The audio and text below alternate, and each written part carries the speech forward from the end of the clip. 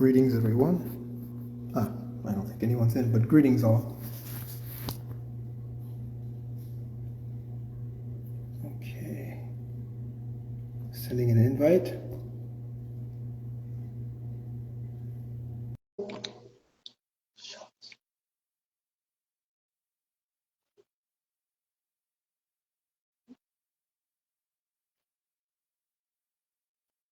Okay, greetings, everyone.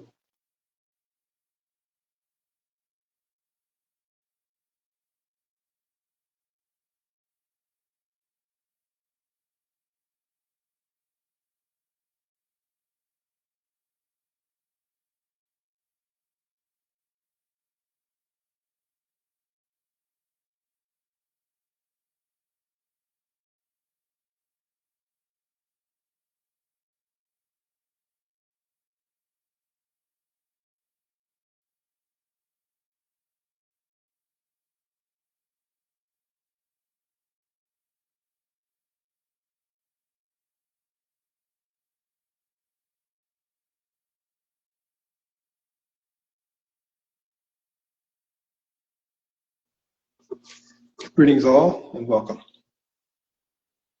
I am now going to accept a request from co-presenter for this evening.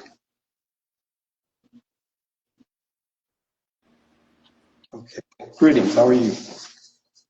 I'm well. How about you?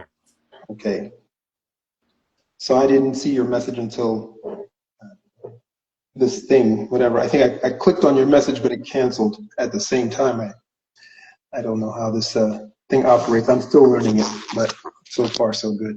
I was going to go to your channel because I thought you were on your side live, but then everyone started to come in here, so I guess we'll go from here. Okay. Oh yeah, yes, it's fine. I think they'll get the memo. Okay. Perfect. I just sent it out about 15 minutes ago. So, all right. So let's begin. Okay. Do you have anything on your mind? Anything specific that you wanted to start with? Well, I know that for many, this is a time for fasting. It's something that I've mentioned many moons ago regarding these timings, timing periods, not necessarily aligning with September, but if you were to go through a so-called year based on lunar cycles, this would be the time for short-term fast leading into a longer-term fast. So for those who are listening now or in perpetuity in the future, this would be optimum time to fast and just listen and take it in, or you can choose to listen to this afterwards, your choice, because when you fast, you want to bring in minimal, if anything, other than perhaps just water. Okay, that's all I wanted to say for now. Okay. Yeah, no, it's definitely a good season. I feel like when the temperature gets more what do they say, temperate, right? More mild, at least in North America. I don't know how it is for you over where you are, but Mhm.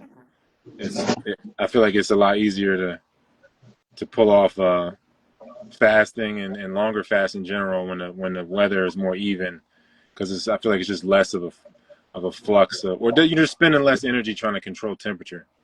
Exactly, and it's not quite cold, it's not too extreme. This is actually optimum time as far as, if you're thinking in terms of staying warm or thinning out your blood, as some people call it, but this would be optimum time to do so. It's a transition phase into more abundance and then dormancy or so-called rest, depending on the so-called hemisphere you are in within this realm, where there are colder winters, you go into a phase that is still abundant within the, not so much in what you ingest, but abundant in your energy because you are using extra energy and reserving more energy. So as opposed to using what's reserved, just the opposite of what you have been told. Use your reserves in the winter and then go forward in the summer. Not at all. You actually are building when it is dormant phase. Just like when you sleep, you are re-energizing. Just like the trees and the shrubs and everything, they go more into their roots, I guess. And Correct. yeah, yeah. No, it's definitely my favorite time of year for that. I mean, like I feel like I find it more difficult when it's more hot out for me to. Mhm. And I guess yeah, also just having more hours of sunlight. I think it's more difficult for me to. I mean, I could definitely have just smoothies and juices and stuff, but to be on just water, I feel like it's the easiest to me when it's autumn or early spring. Mhm. And mind you, these are periodic, so they happen throughout the so-called year. You don't have to stress or worry that, oh, here comes that cleanup time or that fast time, and you might develop a pattern of dread.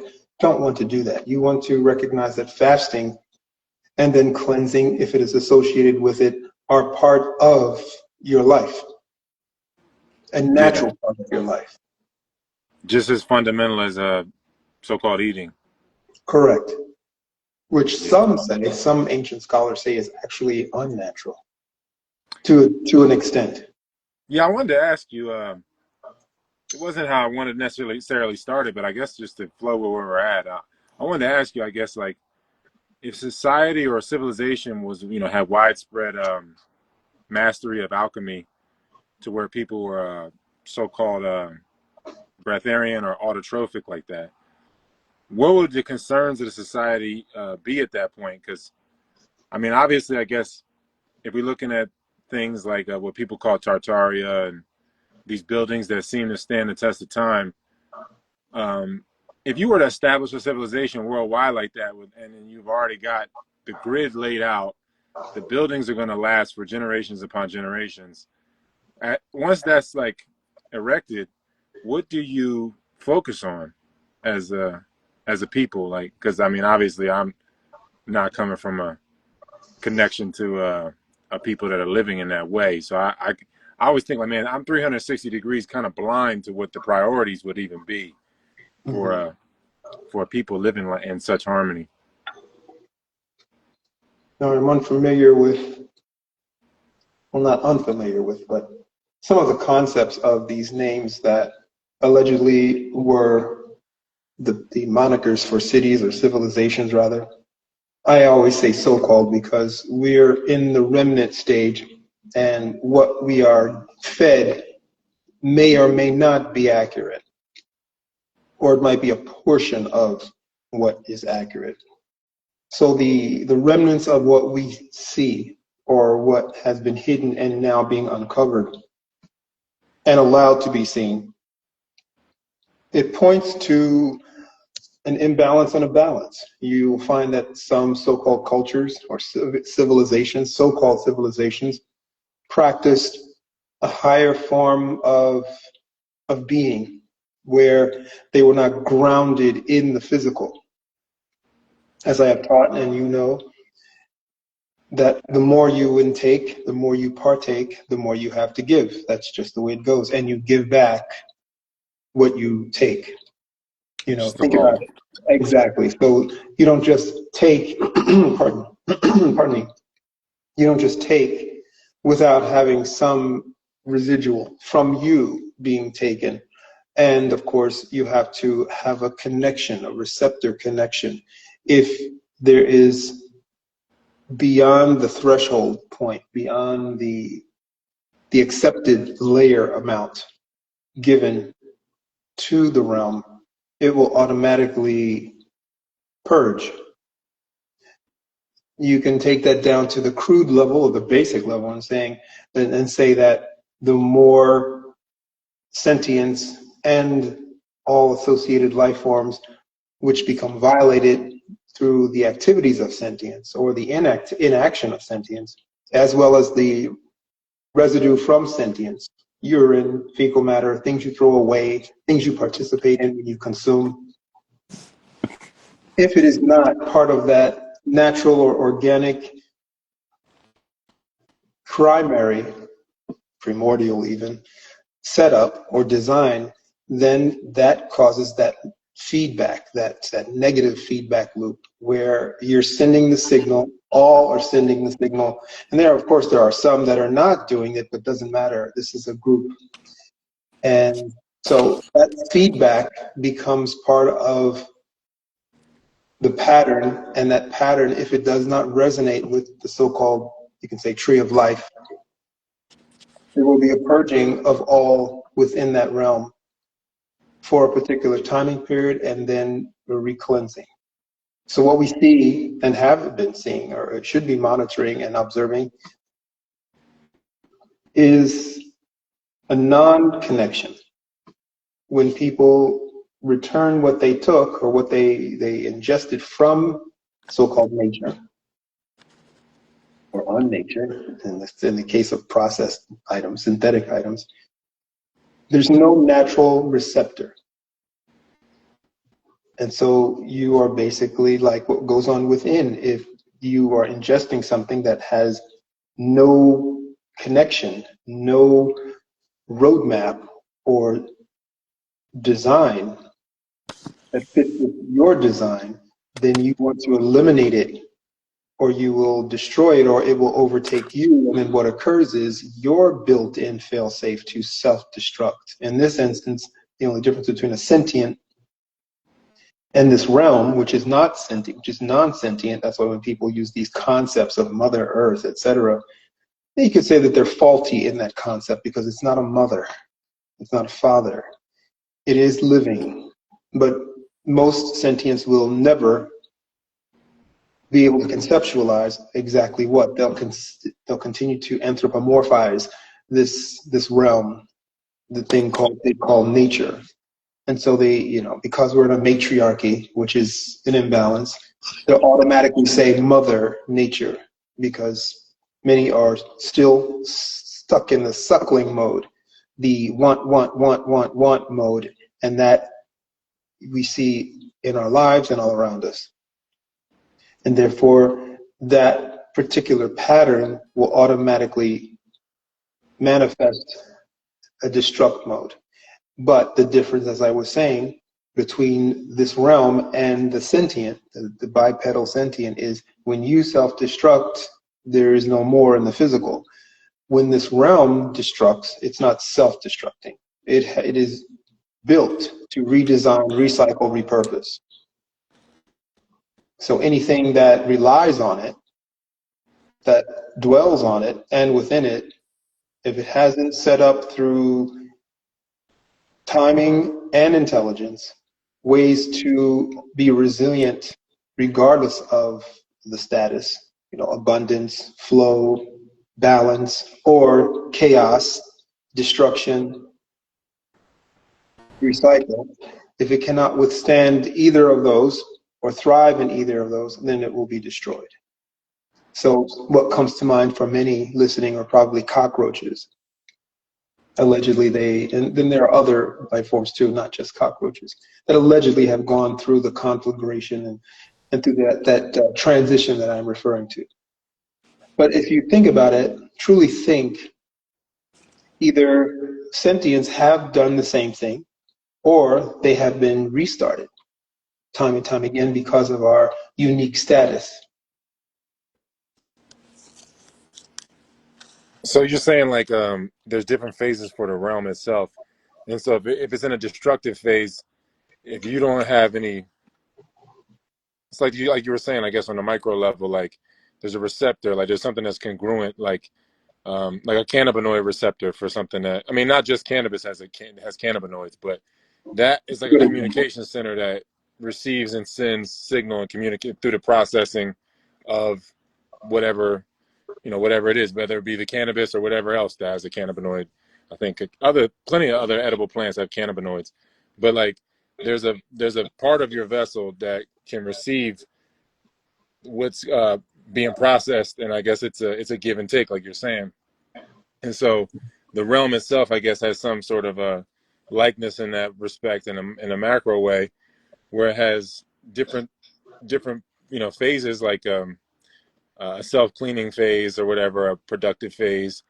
And if you don't have any receptor that's in affinity with those different phases, then you self-destruct because you're just not congruent. There's no communication, there's no feedback. It's kind of like, I guess, no life being really breathed through you at that point, because there's just no feedback. So I remember we talked about it before. Mm-hmm.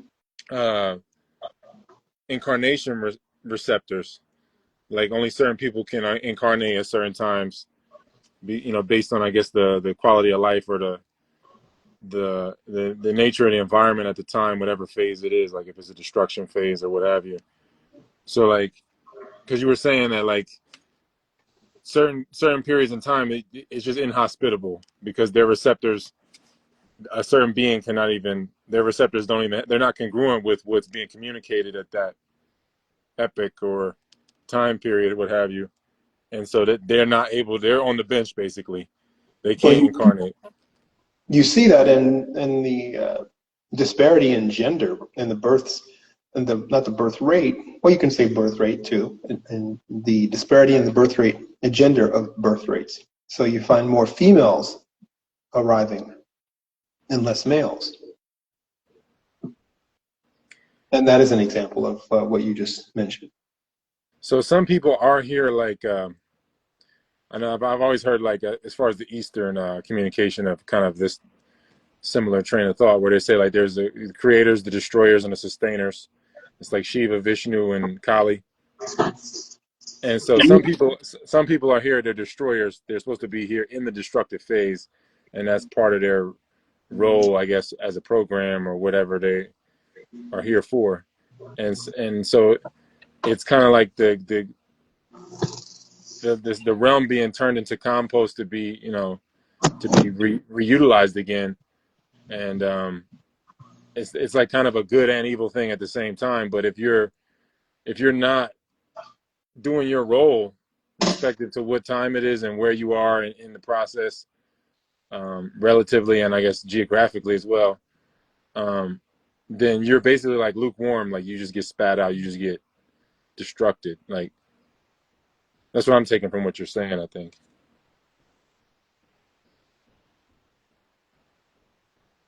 Pardon, I muted my mic.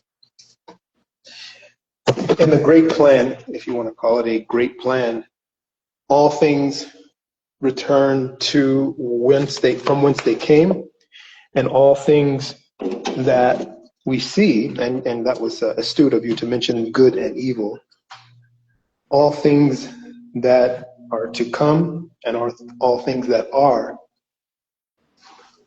do so or exist within a design. And that design, you can know it or you can just live haphazardly and not know it. So this is an identity crisis, I guess. It's kind of, I feel like there's a kind of like a collective identity crisis because people don't know, I guess, what their designs are, and then it's like trying to use a hammer to be a screwdriver or something. And so Hence the reason, pardon. No, you're fine.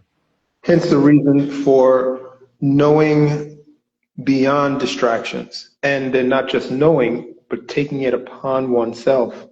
This is the autonomy most don't really take to heart or to mind, to brain rather, what autonomy is and how it must be implemented. It's not just words. You literally must stop and then, go beyond the desire. The desire is all in the brain. It's all in the emotion. And so the distraction from who you are, what your potentials are, is strong, and that stops you from ever knowing what you are and what you are to do, especially because you participate in those distractions.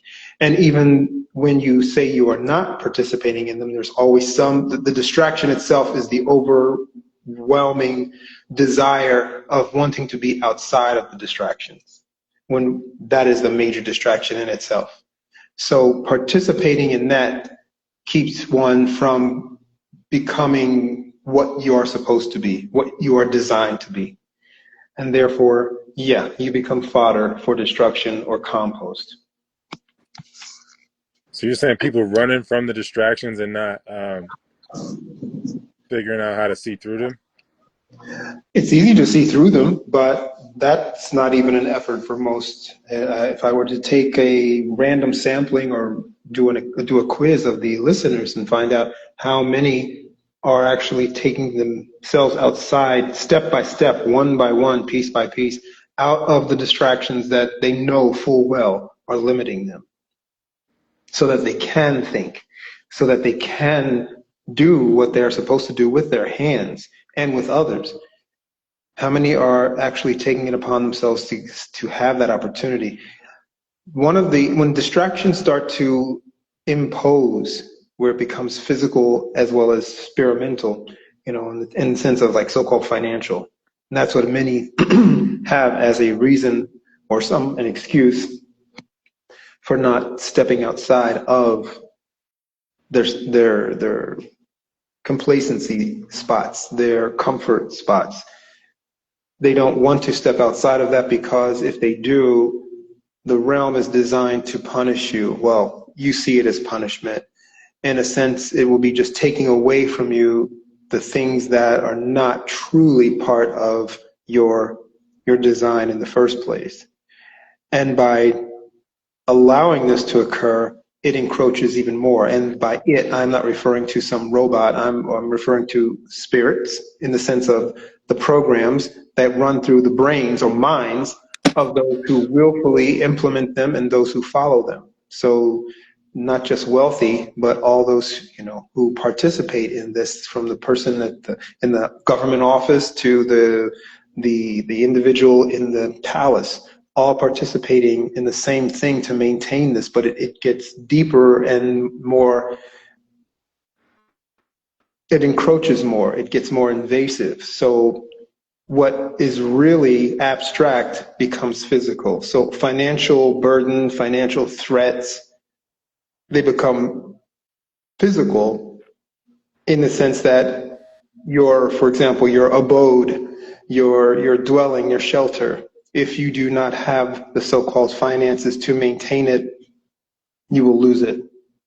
And so now you see that's the physical format. Or the food, which is also, anything, as I said many times, anything that is within a market system is under threat, is a victim of war, is a tool of war, has been weaponized. So the fact that you have to buy food, which by nature, literally, and I don't mean it by pun, by nature comes freely.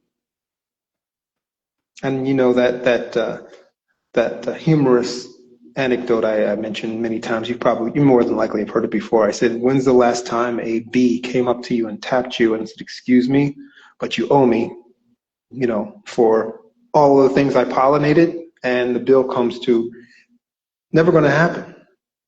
Not even in fantasy, not in any realm, that's not going to happen.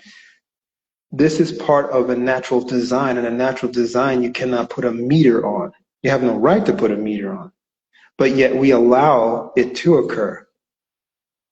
So when you get lost in it, those who start talking about, oh, look at the price of this, it's so low and you can do this, or I'm growing this. Did you create an heirloom cycle so that you don't have to go out and buy any more seeds? Did you do what is necessary to have that knowledge so that you will never have to buy seeds? And did you take the next step in creating that or manifesting that autonomy and reliance, where, autonomy within self, reliance on those within a community? Have you set upon your course to do that? Because that is literally true so-called sustainability. We're supposed to do that. That's the actual thing. If you want to know one of the major things that you're supposed to do to ensure your existence, your thriving, that's one of the things that you're supposed to do, and you learn it from day one, in the sense of the day that you're able to be aware, or the day that you're able to sense, which means when you're being held in your mother's arms. You're learning at that point. You're learning in the so-called womb. And you're learning even before that. You're learning in your father's life canals. You literally are learning. You can train your offspring. So you're learning even then. But when you are distracted from all of the things that you can do and you are imbued with naturally, you never see them, and they fade. That's why I use the analogy of a cocoon that becomes just a stone inside of a shell. So kind of going back to the beginning of where you started that, as you were saying that, like, it's like the give and take scenario, I guess, again, where we're talking about a person transforming their life. They're going through fasting or detoxing, different protocols, and it creates a physical response in that they literally have to give things up. It's like a give and take status. Like, you eating this way is what you since you're allowed to eat this way, or however you want to look at the relationship, like, you eat this way, which gave you an ability to have a certain status or standing in within the grid, within the toxic grid, however you want to look at it, in this society. And as soon as you start to change the way you're eating or communicating with your body with so-called food, that status is beginning to change, because it's just a give and take. Like, maybe it's the beginning stages, but that status is already starting to change if you continue with this process. And I guess that's what makes a lot of people stop the process. Or think they're stopping the process. They go from one addiction attachment to another. This realm is, as I have always said, it's no place to play in unless you know how to play by the rules. So when you are indulging in food, be very wise that unless you become enraptured in it. It's the same thing for, some say that so-called falling in love is an example of that. Be very wise when you're not supposed to fall in love. And of course, that goes against, it goes against the acidic wall pattern that has been set up in the mind. And that's why I said before, a mind, you want to break that down until it's gone. You have a brain, so-called brain. Mind you, these are symbols. Symbols mean nothing. They have to be defined, and then they become universal. So a chair, by word, is just a symbol. The actual thing, when you look at it, taking away the thing of the symbol, it's just this whatever's in front of you. This is how you start to become cognizant, truly cognizant, and how other things will open up to you. I teach all of these things in private, and so that, there's more than just you, in the sense of when you contemplate so-called self.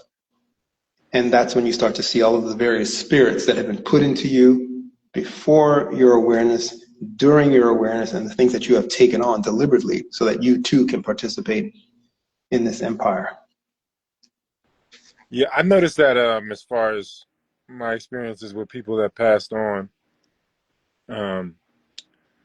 that I had certain attachments to things, objects that I used, I guess, as like almost as something that, like, to summon a memory of them, and it to the point where I almost got so attached to the things that it was as if the things were them. So I kind of, I guess, look at it the same, I guess, with yourself or your false self, is like it's like something that you become attached to. The false self, I guess, it's almost like another person that's dying, and these things might represent it, like whether it be a three-piece suit or a certain type of vehicle or a certain location or place that you frequent. All of that, it becomes like a symbol, like you're saying. It's meaningless, but it has taken on a definition, and the definition was created. I guess you were not being the actual definer at that time, but there's some sort of attachment to this symbol and this definition, and in order to look at the symbol objectively, to actually have the connection with yourself instead of like the symbol or the person that passed, instead of the memoirs or the things that remind you of them. It's like essentially blocking the connection with the person that passed, or these things that represent this, these symbols that represent who you think you are. That's essentially blocking who you actually are. It's the significance of, or it is reminiscent of a baby and a toy, or an infant and a toy. The toy represents comfort. The rattle represents comfort. And so you take that away and the infant cries. And we see that with animals. They have their favorite toy, but that's not a realm you're supposed to stay within. It has its purpose. That's why I say the matriarchy is dangerous. And it's been around before suffragettism, or whatever that is, from the 19th century. It's been around eons, if you will. And it only gets worse as you get closer to what some are calling a reset. It's just basically destructive patterns. The unnatural state of where we are in this realm is like being stifled as an infant. The only things you know would be in your dreams, and of course, if you are not cognizant of what a dream is, then it's just something that you experience when you are asleep. It's just And like any other drug. right, like a drug, and has no significance or plays no role in your actual being and your growth. Yeah, I was constantly I found myself replacing for years there, but I remember it stuck with me when the first time I was talking to you about fasting ever. And I was like, man, I've been fasting for 3 days. And I was like, what do I break this with? And you were like, air. And I almost like didn't even hear you say it. I was almost like, all right, look, no, what do I break this with? You know, like, I didn't even acknowledge that that's even something that would do that. And I feel like that, I feel like started a lot of my, the transformation of the way I looked at life. I felt like this is actually sustenance, or something that it can be. I don't know if I should say like used to fill a void, but it's more so like something that shrinks the void. Mm-hmm. And up until that point, I had never even been like, my paradigm of, I guess, light living or sustenance was within a certain constraint that at that point it was like completely challenged. And after that, I felt like it totally sent me on a totally uh, different way of investigating life. And I just I wonder if people ever really take into account how important that is, as far as like, the air, or breath itself.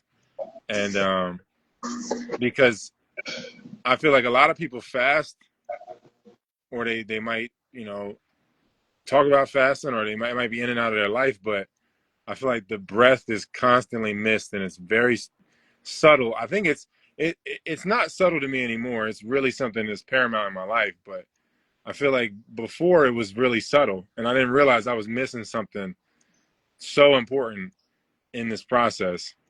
And I guess I just wanted to ask you, as far as like the breath is concerned, like, because I saw you did a video recently about divine digestion, and or sacred breath and sacred digestion.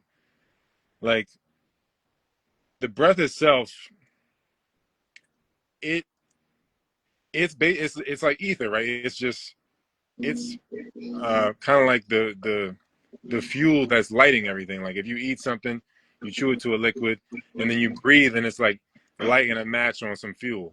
And There's yeah, there's a unique connection or consistency or origin to what you call breath. Yes, every breath is unique. Every breath is different. Every breath is original. And here's the paradox. They're not. Because the very first breath comes from the originator, the creator originator. And that breath continues. It's a non-stop. Just imagine, this is just to give that or share an envisioned analogy. If you could just open your door on a quiet day and just blow air out of your mouth just once, and that air just go out and not stop. Maybe you put a message in that breath, and you put an intent and target on it, and it reaches the target, and they hear it. Is that the end of the breath? No. It might be the end in the sense of the physical realm, but because the source of that breath is never ending, the breath does not end. The original source of that breath, the breath of life, some might call it, well, that is the breath that you are participating in when you do these so-called breath work techniques or methods or exercises. That is what you are literally working with. That ongoing, eternal breath that without nothing exists in this realm, especially nothing that is living, breathing, living. So to make like a kind of a computer analogy, like when you stream something, like you're basically tapping into something like it's basically always playing on a server. It's like always there, always available. These frames are always on a server somewhere, looping, essentially. And so and then you're tapping into it from your IP address or what have you, and you're pressing play. But this video or movie or whatever it is that you're streaming is like it, it's like held in place in time forever. And like, I guess that's like kind of like the same thing for the breath. Like this, I don't know what would you call the origin of that? What is the server it's like a stream of breath that we're all tapping into, and kind of like we're like a stream. You put your water pail in and you get your water. It's like what is that? What is the source of that breath? Like, does it have a location, or is it just like a deeper part of the originator creator? I don't even know. I mean, is it just totally intangible? Are you asking about the original point in the sentient? Yeah, Or like yeah, where's the origin point of that breath? the origin point, there is no origin point. Your very being and the so-called makeup of your very being, each so-called cell requires that so-called oxygen. So the breath of life is all of you. And it is through the apparatus of your lungs, your mask, mouth, nose, and the membranes, the bronchia, everything working in tandem in order for you to function and for all of those parts, minute and otherwise, to exist and function separately and as a group. So as far as origin, you could say there is a decentralized part within everyone, or parts or locations along the vagus and up through into the cavity of the torso at the so-called solar plexus region. That's why when those who know about so-called meditation, or as I say, contemplation, focused contemplation, they know to envision or visualize for some those particular zones, part of the forehead, part of the crown, part of the solar plexus, part of below the navel, part of, if you notice these areas, there's specific spots or locations. Those are origin points, not just for origin points for air, but origin and destination points. But for the purpose of the tangible and this grid or so-called system, we see the lungs, the pulmonaries, as the so-called origin point. But when you think about it, it didn't originate within you. You're just recycling it. It comes and goes through you. Just like this realm, this so-called nature, this so-called terra, this so-called earth, is functioning because it is set in motion. And that's why you have to be wise when dwelling upon it, when interacting with it, not to become lost in its allure, not to be blinded to its messages. So, is there any separation between the will, the true identity or true self, and the breath? They seem to be intimately tied to where I can't really point to a separation point. Mhm. From my knowledge, I'm just asking. I mean, Mhm. from my experience, I don't know how you could separate them, because You it seems cannot. like without the breath, there's no will, and Mhm. with the will reveals the identity. It seems. Correct. Your will, your intention coming through your will is part of you. So whether you carry it out or it's just a thought, it has to be part of that entire process of breath, of air, without which, is it still there? In the physical form, in this form or this realm of sentient, where you call it the world of the living, does it stop when one departs from the world of the living? In the padaso that I'm about to release after this, and also I think I mentioned it during one of the lectures regarding breath, but in the form of mourning. The mourning, true mourning, has been, was, and is used to not just affect those in the world of the living, but also to act as a pathway directory, a guide, and You talk, a portal opening for those souls that are moving from one realm to the other. That's one of the, we can look at that and say, there's another example of how distraction over time has relegated sentience into almost a below animal state, where you don't even recognize the purpose of, the power in mourning. It has become nothing more than whining and crying, filled with the will and intent of anger, rage, jealousy, just emotions. If you see in, in certain so-called funerary situations, there's no true mourning. You might have a crier here, a wailer there, but there's no mourning.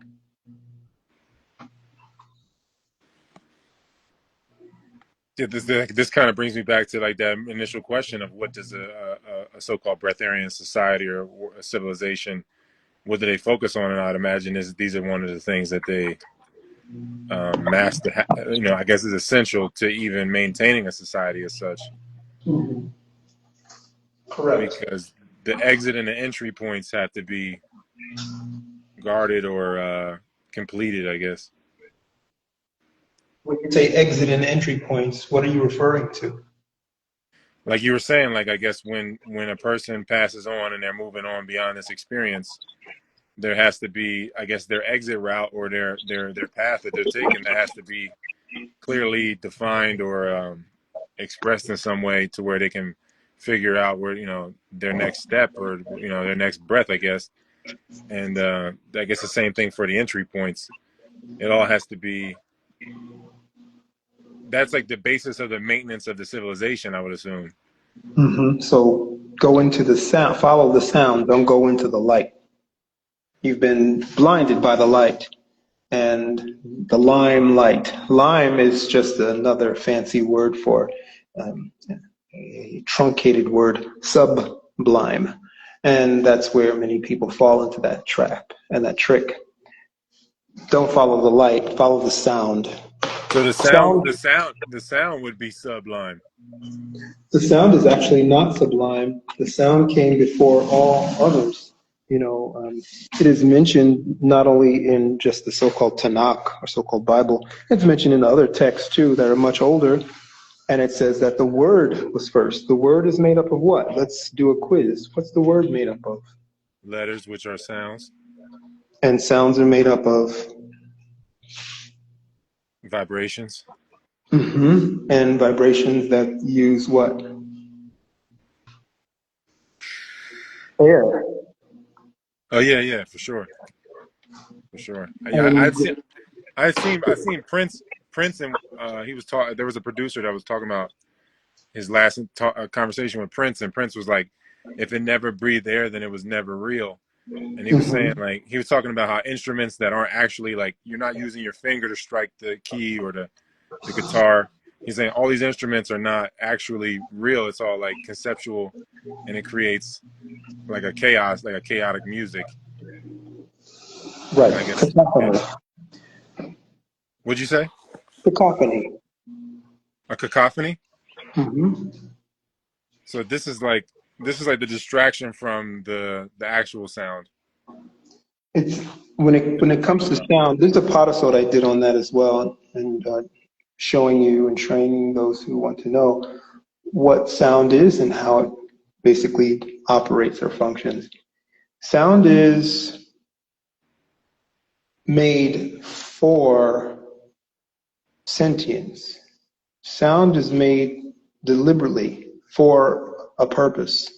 Literally, when you think about it, a cherry tree in the middle of a forest is just made for the cherry tree and maybe the forest, working together in some kind of symbiotic connection.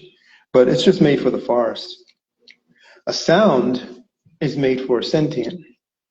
Without the sentient, according to the adage, there is no sound. If a tree falls in the woods, does it make a sound is the question. In other words, the true question is, if a tree falls in the woods and there are no sentients around, is it still a sound? Did it really occur?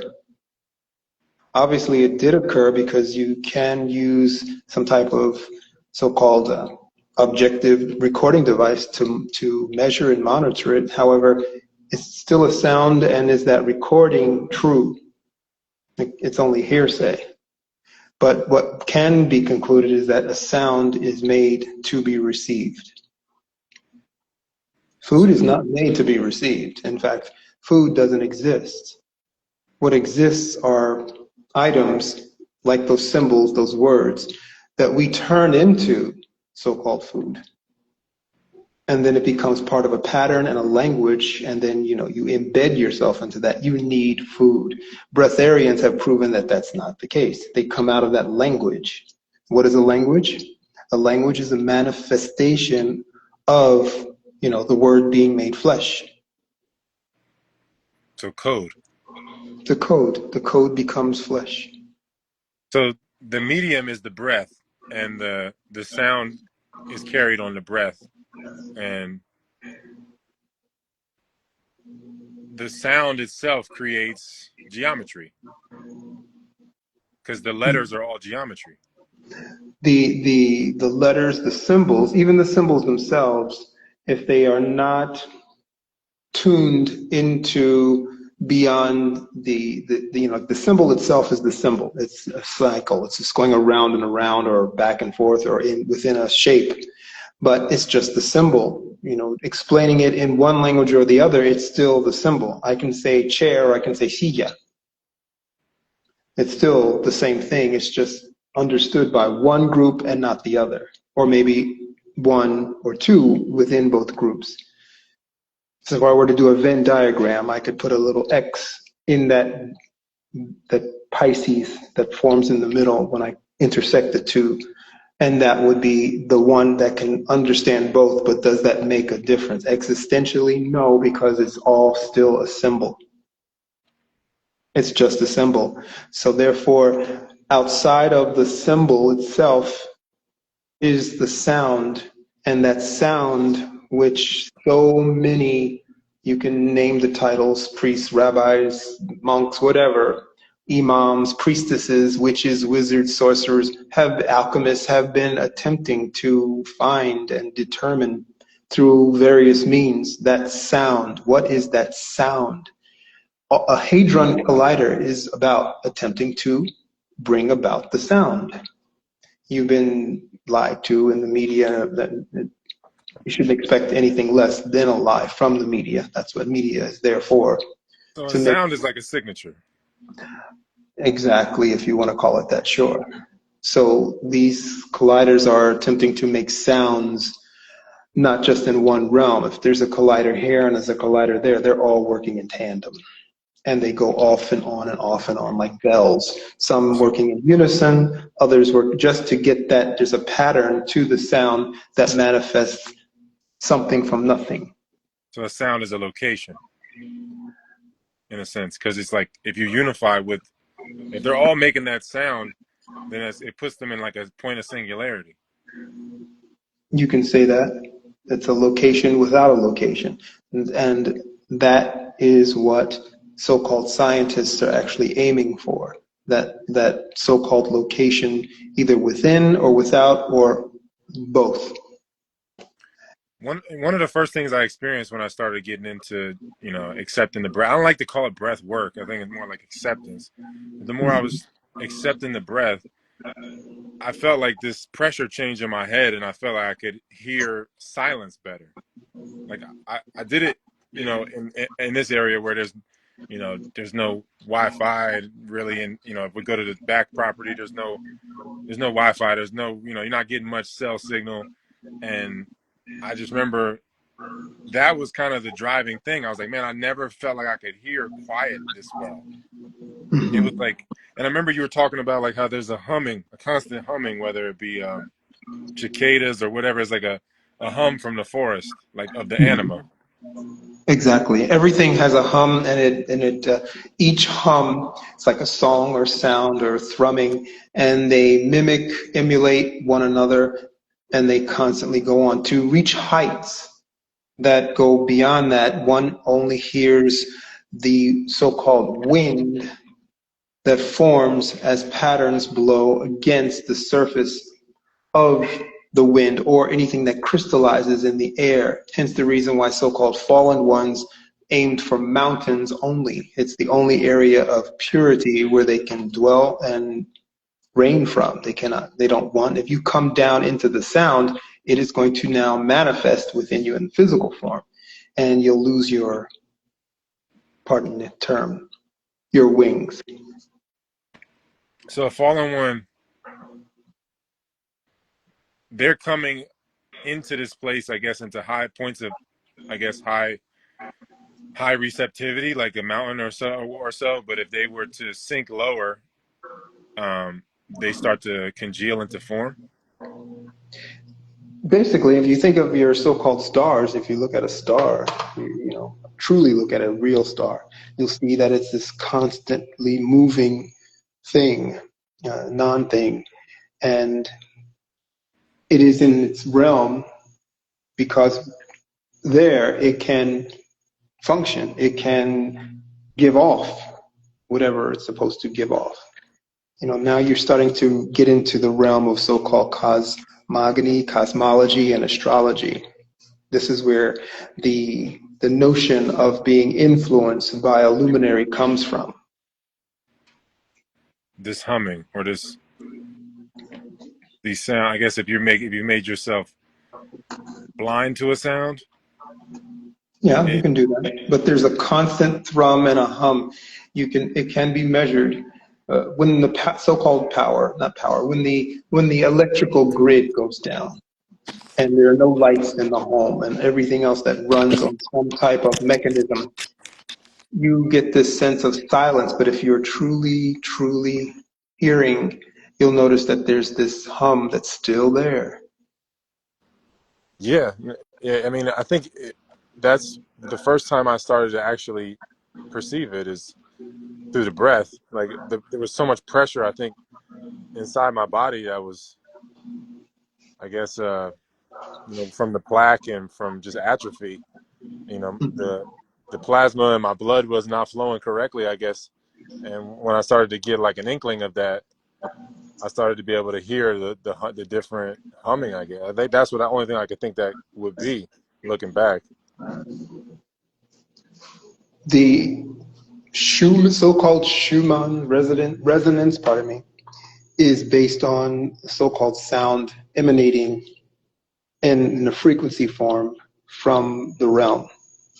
But what's actually being measured is the output that is bouncing from one place to the other. So from the so-called mountainous regions or mountains and the waters, these all create What would you call a the Schumann resonance. resonance? Because we're calling it Schumann because the guy. But what would Right, you that's why I call it? said so-called. What would you? Yeah. No. What would be a more accurate description of that?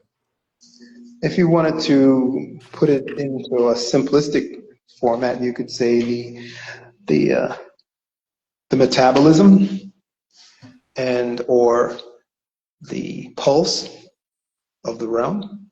So you have a resting pulse rate and you have an active pulse rate. And you can feel it, sense it, and also hear it.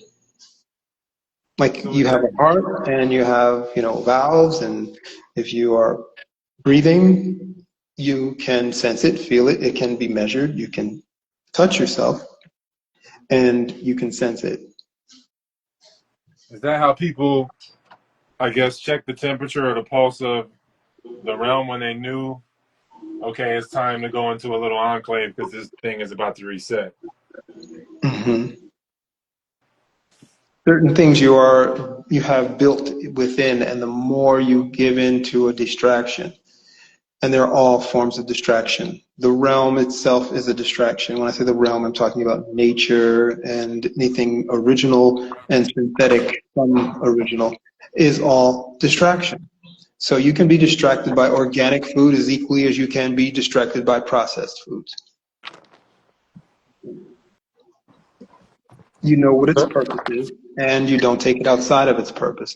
You definitely don't let it be your focus. So many are focused on that alone because they feel the fight within the realm. You don't have to fight against this unseen group of minds that are making things difficult for you, and acquisition of your sustenance. And then, these are distractions to maintain your own stagnation using your own so-called power within. So you'll stagnate yourself. The next level is to say, okay, well, you don't have to buy our adulterated abominations. We will put it in the air. And if you grow anything, we'll contaminate what you grow. So what are you going to do? Those are all exactly the same thing, the distraction techniques, tactics. The same thing with the war situation. Wars become tangible when the fear rises to a level that motivates males primarily. This is a matriarchy. Why would you use females? Males to lose their lives, to want to sacrifice themselves, literally. That's what it's for. A soldier is not meant to come back, as I said many times. When you Yeah, I do, mean, it's also designed to, I feel like, destroy women that are actually true women as well. right, a woman that does not give in to the spirit or spirits, then she has no place within the realm of matriarchy. She is an alien, and she will be sensing it and feeling it each time she encounters other females. And that's something she has to be strong with and to surround herself in a true community where she doesn't have to take on all of that alone. Hence the reason you have a community. I've already said that the countdown has started. So that window that I mentioned a few years ago is coming to a close. So don't Yeah, get afraid. Just recognize, okay, well, this is what you should do where you are. yeah, you just got to know where you're at. I guess it's the fourth quarter of the game. Correct. And like a game, you know what happens in a game. What are you going to do? You're going to go down and make them put a gun to the ref's head and say, okay, now you're going to continue this game? No. The game ends when it ends. Unless, there's overtime and still it's going to end.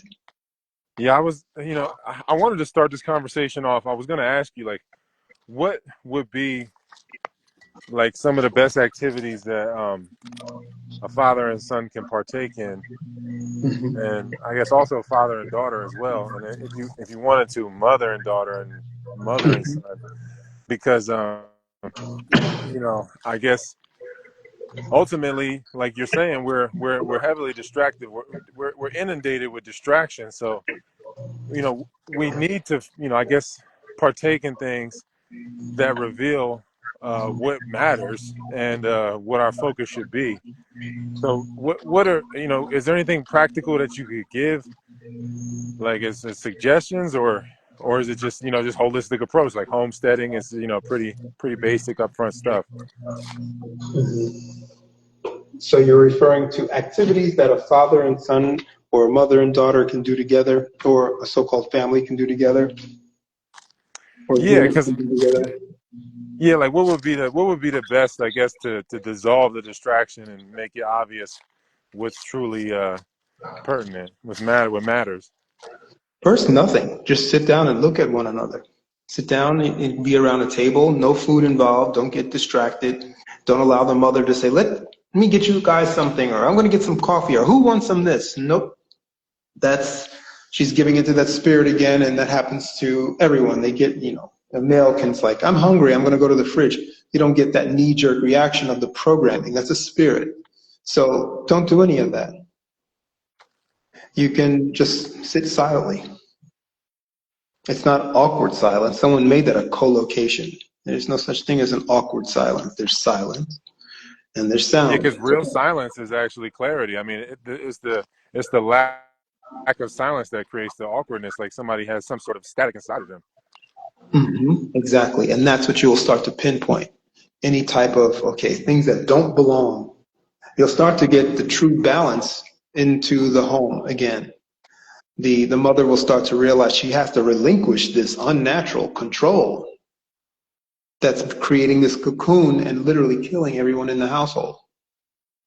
And the daughter is picking this up and she's going to continue that. This is why you have the matriarchy. And it takes a true brain, a true woman to recognize these things within herself and the things around her and recognize, okay, she may not be able to change that in the females in her immediate family or distant family or even her so-called neighborhood. I didn't say community, but in the people that she works with or the people that she lives near. She may not be able to make any impact whatsoever. Not a problem. What has to happen is within her in the first place. And that's where she should maintain that focus. Don't try to worry about saving all the women around you. They're not women. Those are females. And just like you came to the right realization of what's happening, so can they. But if they don't, it's no different than anyone, male or female, who decides to stay within that cocoon. I have actually had many instances where I've held silk cocoons in my hand and I've shook them. You might have seen them before. And you hear like a pebble inside. That is a moth that never will be. But it was made that way. They literally make it that way for a reason. They allow that to occur. So this is what's occurring and has been occurring to most sentients, to almost all sentients, as opposed to those who actually know. It's like a soul that will never be, because it's like because it's in a, I don't want to say like a purgatory state, but it's in, I guess, a static state where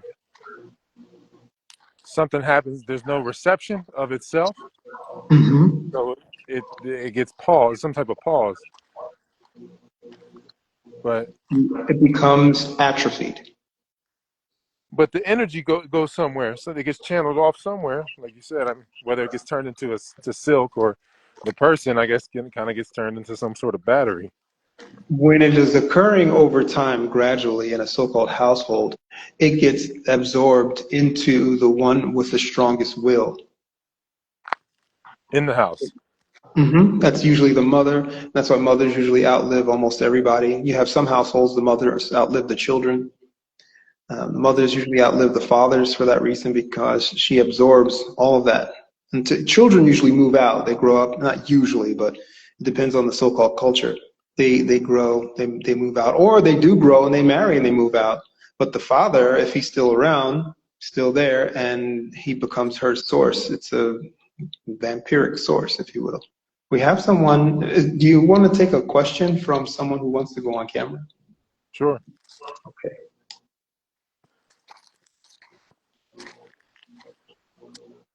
And I was reading into compressors and condensers, and it was just talking. It was just talking about how it's just like thermodynamics, I guess. It was just saying like how the air conditioner doesn't make your house cold; it just removes the heat. Exactly. So it's kind of the same thing, huh? Like the energy of the house isn't gone, or it's funneled into something. It's not like it's not like you're producing more coldness or taking You the could heat say, away. You've just placed it she somewhere else. becomes the heat sink in a sense. Okay, welcome. I don't know the name because I don't see. Greetings, fellas. Greetings. They Um, call it the motherboard. I did have a question, Pharaoh.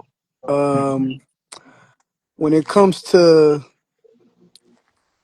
I've heard you and Taylor speak on it in previous lives, but we're in the empire per se, how you said it before, and would you say one should play the game, as in if they are from a starting from scratch or starting from zero, if you have that, um I guess you're at home with your parents, and would you suggest one to lean into playing the game, climbing the ladder?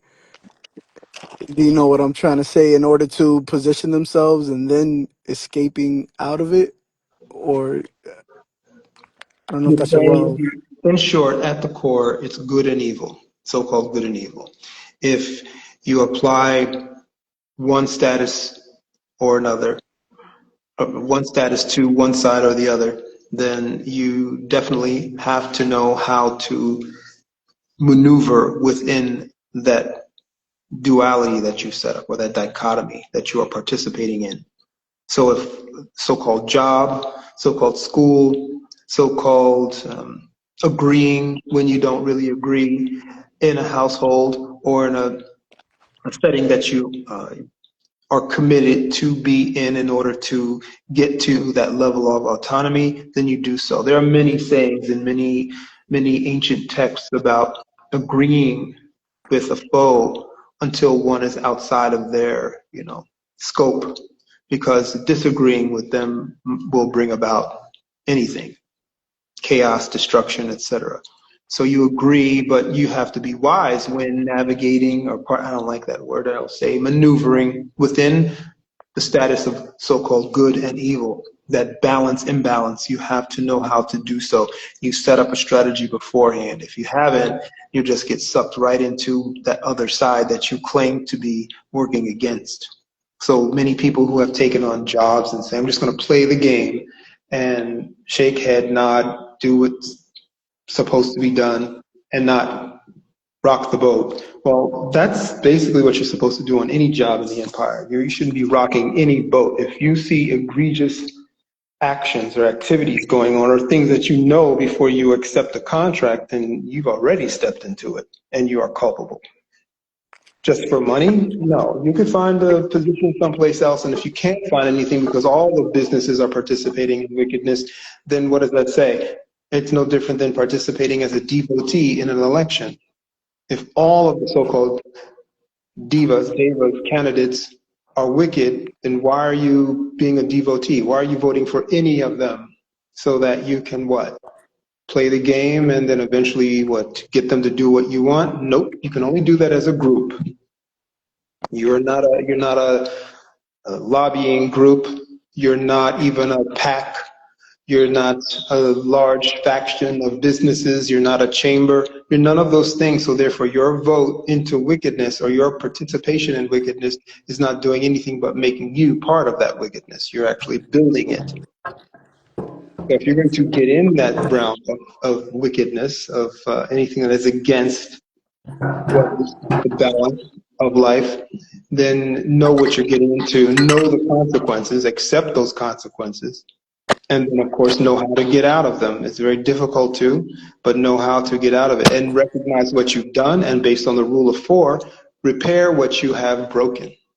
Because by participating in it, you have been causing issues. For if you were, let's say, someone working in product management in a pharmaceutical company, you're participating in whatever that pharmaceutical giant or company is doing around the realm in the empire to those who are uninformed about that product or their products.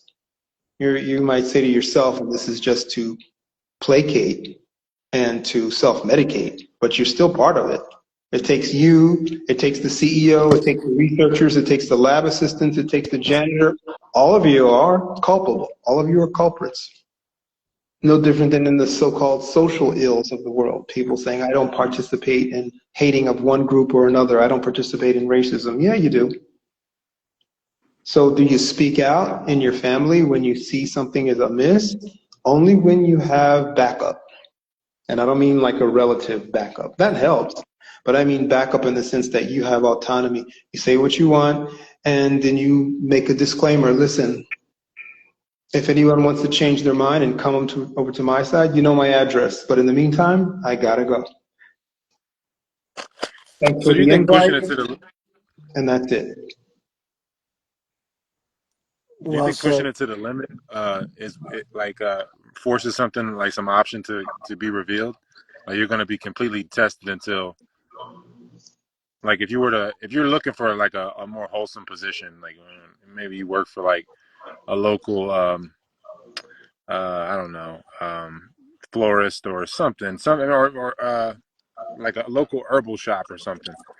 Um, if there's nothing like that available and you're just looking and scouring for those options and that doesn't exist, does does that process force something to reveal itself, or you just um, I guess SOL. It forces it should force you to recognize that you have not set up your own individual grid of autonomy. As a man and as a woman, you have to have the skill set that you can do things with your hands and coordinate them with your brain, not just to satisfy the requirements of the empire, but primarily to do things for yourself within this realm, this existence. So no floral shop, no customer service gig. So what? You can do things through your own enterprise. Since you're in the empire and you're not part of a huge group that's going to bring it down anytime soon. So while you're in it, you need to be cognizant of those facts. Step outside of the mindset and minds, period. You see how minds are basically a mind field? You have a brain, not a mind. Psychology has taught you have a mind. Well, you have a brain. Well, step outside of the mindset and recognize that talking about what should be versus what is not going to bring about any type of true metamorphosis. So in the meantime, while you are in it, know what you have to do in it, and know that in order to build with others, you have to bring to that group what is already in you. Don't expect them to automatically bring it out of you. They come to you, you go to them, you come together, and you work together because you have that similar energy, that same agenda and objective. The wicked do it all the time. You hear it, you see it, and it's lauded. It basically, anytime it's on the news, they're basically glorifying it. They're lauding it, meaning like applauding it in your face. Yeah, they Which seem to have gotten the formula down as far as how to communicate with whatever their deity is or entity that they. the world is Work. given over to the wicked, as it says, as it is written. So, in other words, if they can do it, and I don't mean to indulge in wickedness, I mean if they can have community, what's stopping the rest of the realm? Because you don't truly know and comprehend good and evil, and you have no clue what it means to be who you are, and you have no idea of the truth behind trust. You put your trust in everything that is wicked. The food you buy, you think that is good, even though it has an organic label on it. And the fact that it is in a market system means that it is inherently evil. It doesn't say that the food is evil, it has no consciousness, or so-called consciousness, but it has been put into or placed into the control grid of the wicked. How do you know? It's got a price tag on it. Try walking out of the store without paying for it. You'll see who Most controls it. so most of the reason why people do the things they do is because with vanity or pleasure. Pleasure is vanity. I mean, to focus on pleasure is vanity. But is there any place for pleasure? Is pleasure any kind of compass at all? Like, because I would imagine that people are not even really experiencing true pleasure, because if they were, they would be satiated, it would seem. But if we're constantly chasing it, then we must not be experiencing true pleasure, I would imagine. Here you have a symbol and a word. And it is defined by what? Defined by a universal sensation, not by an actual tangible thing. However, tangible things have been associated with it and used as triggers for it. So you can get pleasure from a computer, you can get pleasure from an aphrodisiac, you can get pleasure from a fifth of gin, you can get pleasure from something you watch on a television monitor or computer monitor. You're getting, in other words, it's causing within you trigger mechanisms to bring about those so-called pleasure chemicals, pleasure hormones that last momentarily, and then you go back to your recidivist patterns. So recognize what's happening with you and realize that these things you change automatically when you do what? Stop the thought process that are basically burdening you and recognize you do have to quiet yourself. And fasting is part of quiet, being quiet. And then recognizing that you have been immersed into these things from your earliest stages. And you are perpetuating them through your own actions. So You that actually, recognize that the so-called pleasure that you call pleasure is part of a grid or makeup of your being. It is a facet that exists for a purpose. You want to know what those purposes are and how you have misused that particular feature of self for purposes that are actually not purposes, but part of the distraction mode. So you might get pleasure from food, and just using this as an example, as you can take it as far as you want to go with it. But just imagine that food was never meant to be pleasurable, but as a result of inculcation and programming throughout the spectrum of so-called time, it has become a learned pattern. And therefore, you seek pleasure in whatever, in this case, food, when actuality it's not supposed to be, it wasn't meant to bring pleasure or that which has been defined as pleasure. These are reactions that bring about sensations that can cause repeat behavior, repeat actions because of the fact that they feel good, or they are associated with something that takes you outside of a misery. But when you don't have that wherewithal, that initiative to say, I'm stopping and I'm going to examine all of this because I'm obliged to. It's part of me. I'm in it. I'm participating in it. I don't just want to function and then go. You cannot be afraid to go the distance within self. Many have perverted that and thought, okay, I'm going to go to ayahuasca, I'm going to go to whatever kind of external and bring that in and do all the things that I can experiment with in order to go beyond the threshold. If that's your choice, know there are consequences that go with it, and those consequences I guarantee you cannot handle. Yeah, I wanted to ask you this too, man, because we were talking about. I sent you that study, or that those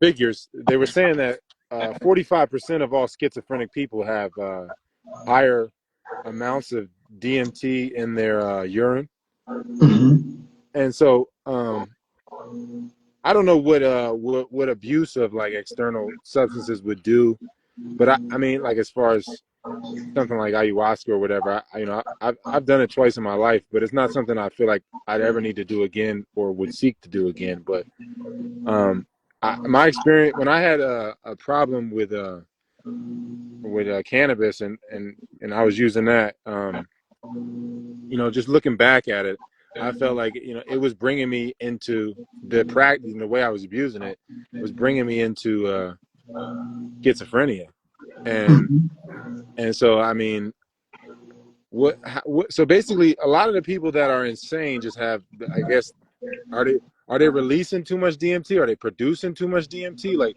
what is happening to where all these schizophrenic? Because I feel like a lot of people are schizophrenic. I mean, that are just not diagnosed. So, what is happening with the DMT levels and like I guess their whole, are they in a dream trance now? Is that why are they releasing DMT at the wrong time? When With the you substance. break down those hormones, those chemicals, into what they do on the surface level, it looks like it's an either or, a black white, a negative positive. And that's where most individuals reside. They reside in that on off state, that binary state. A person who is going through the so-called various types of schizophrenia, allegedly there are various types of schizophrenia, or so-called, I wouldn't call that insanity, but insanity is actually something that goes beyond schizophrenia. I think it's more of activity regarding delusion.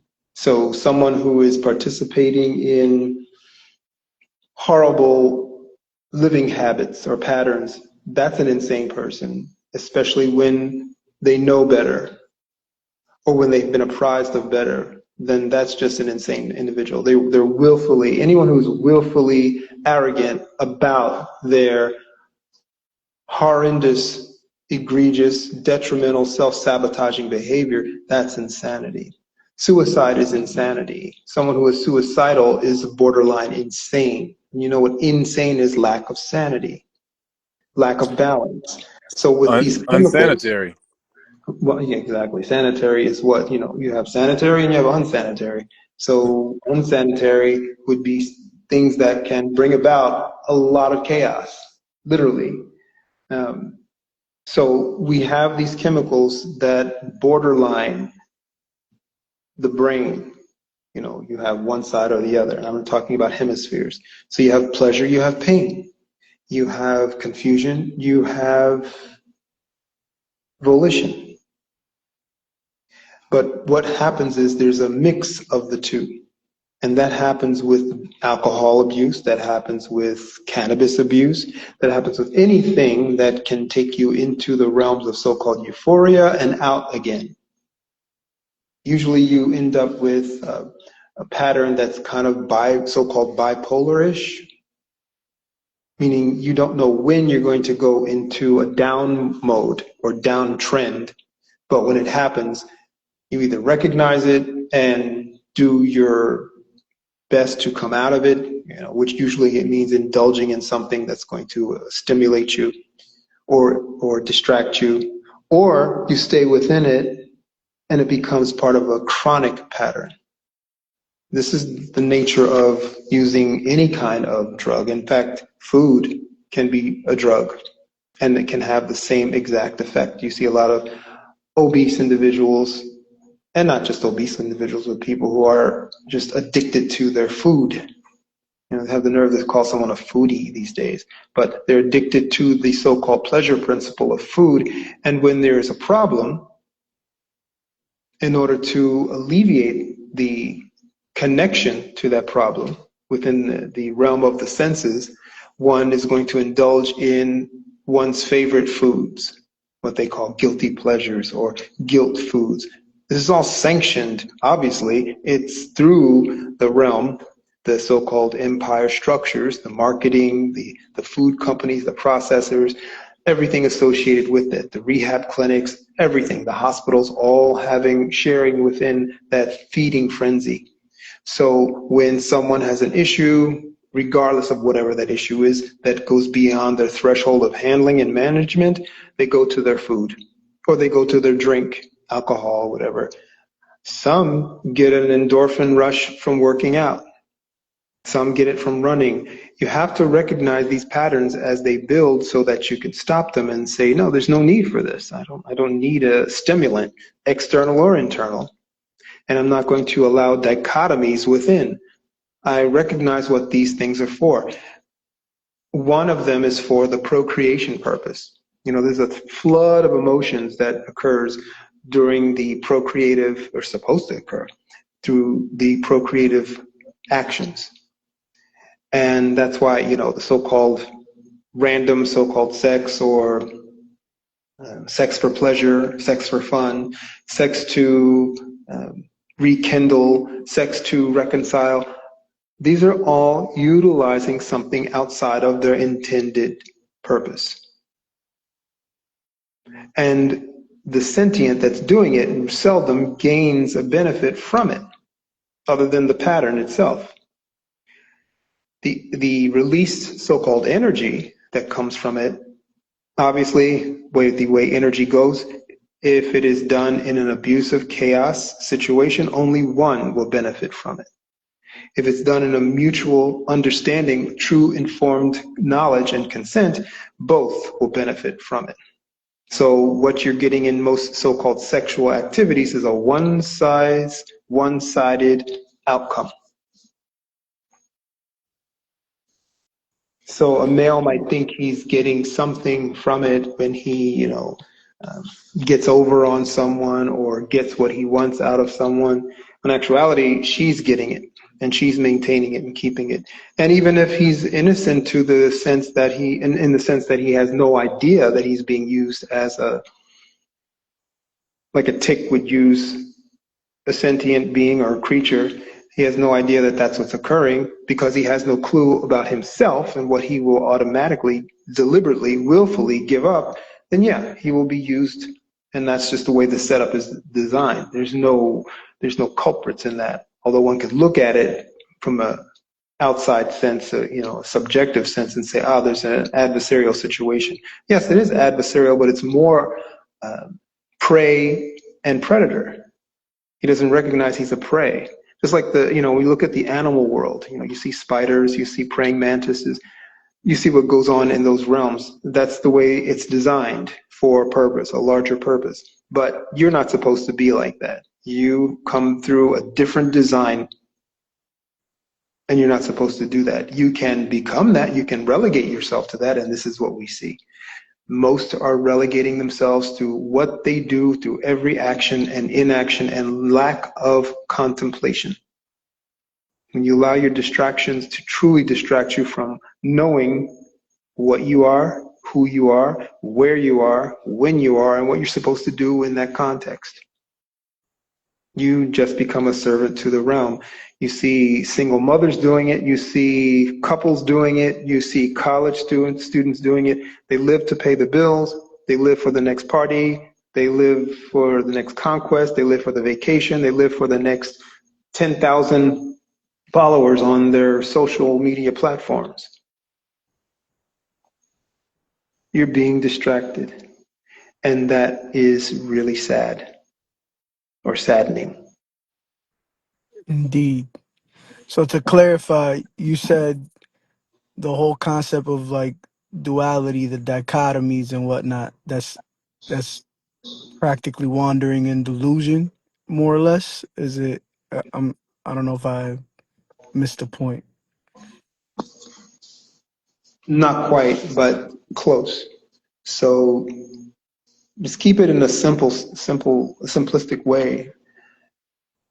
Being distracted, if you are ever doing something or supposed to do something and finish it because there's a purpose behind it, whether it be a greater purpose, and there should be a greater purpose to all the things that you do, because everything we do is supposed to be important. Well, getting distracted by it could be anything. If you have structured how you create, how you manifest, so that it is part of an organized pattern, that becomes the tangible part of you within your brain, and distractions have no effect. They will not stop. They will still be there, but they will be like rain outside your building. You're not going to go outside unless you want to. You know it's raining, but it doesn't do much for you unless you want to stop and look at the rain. And that's where you want to take your purpose, your existence, how you are. You want to bring it to that level right now, not in the future, not when you're 50, 60, 80. Although if that's where you are, then Now's the time. And now's the time anytime. True. Okay. Did And that should have answered your question. I know it it did. did, it did. Okay. And I did earlier, a bit earlier in this conversation, when you segued back into fasting, I did want to ask, so ideally, when we do fast, it's per se a form of destruction of one's old self and whatnot. As you said, like, you're supposed to rewire your brain in that process and whatnot. That's like that's an ideal time to do so. So what would be the wisest thing to, I guess, stop patterns or um concepts to focus on, or what should one be attentive to aside from I've come to be more in tune with my breathing when I'm fasting. I know that's like vital, but should one be focused on forming thought patterns and building I don't know, visualizing during fasting and whatnot? Well, you've answered part of your question, if you haven't noticed. But you have answered part of your question already. So what I want you to do, and it's up to you, is to book an appointment.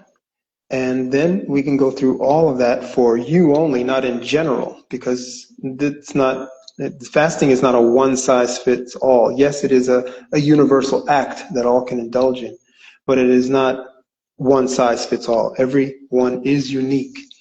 We get lost in the whole pattern of becoming part of a group.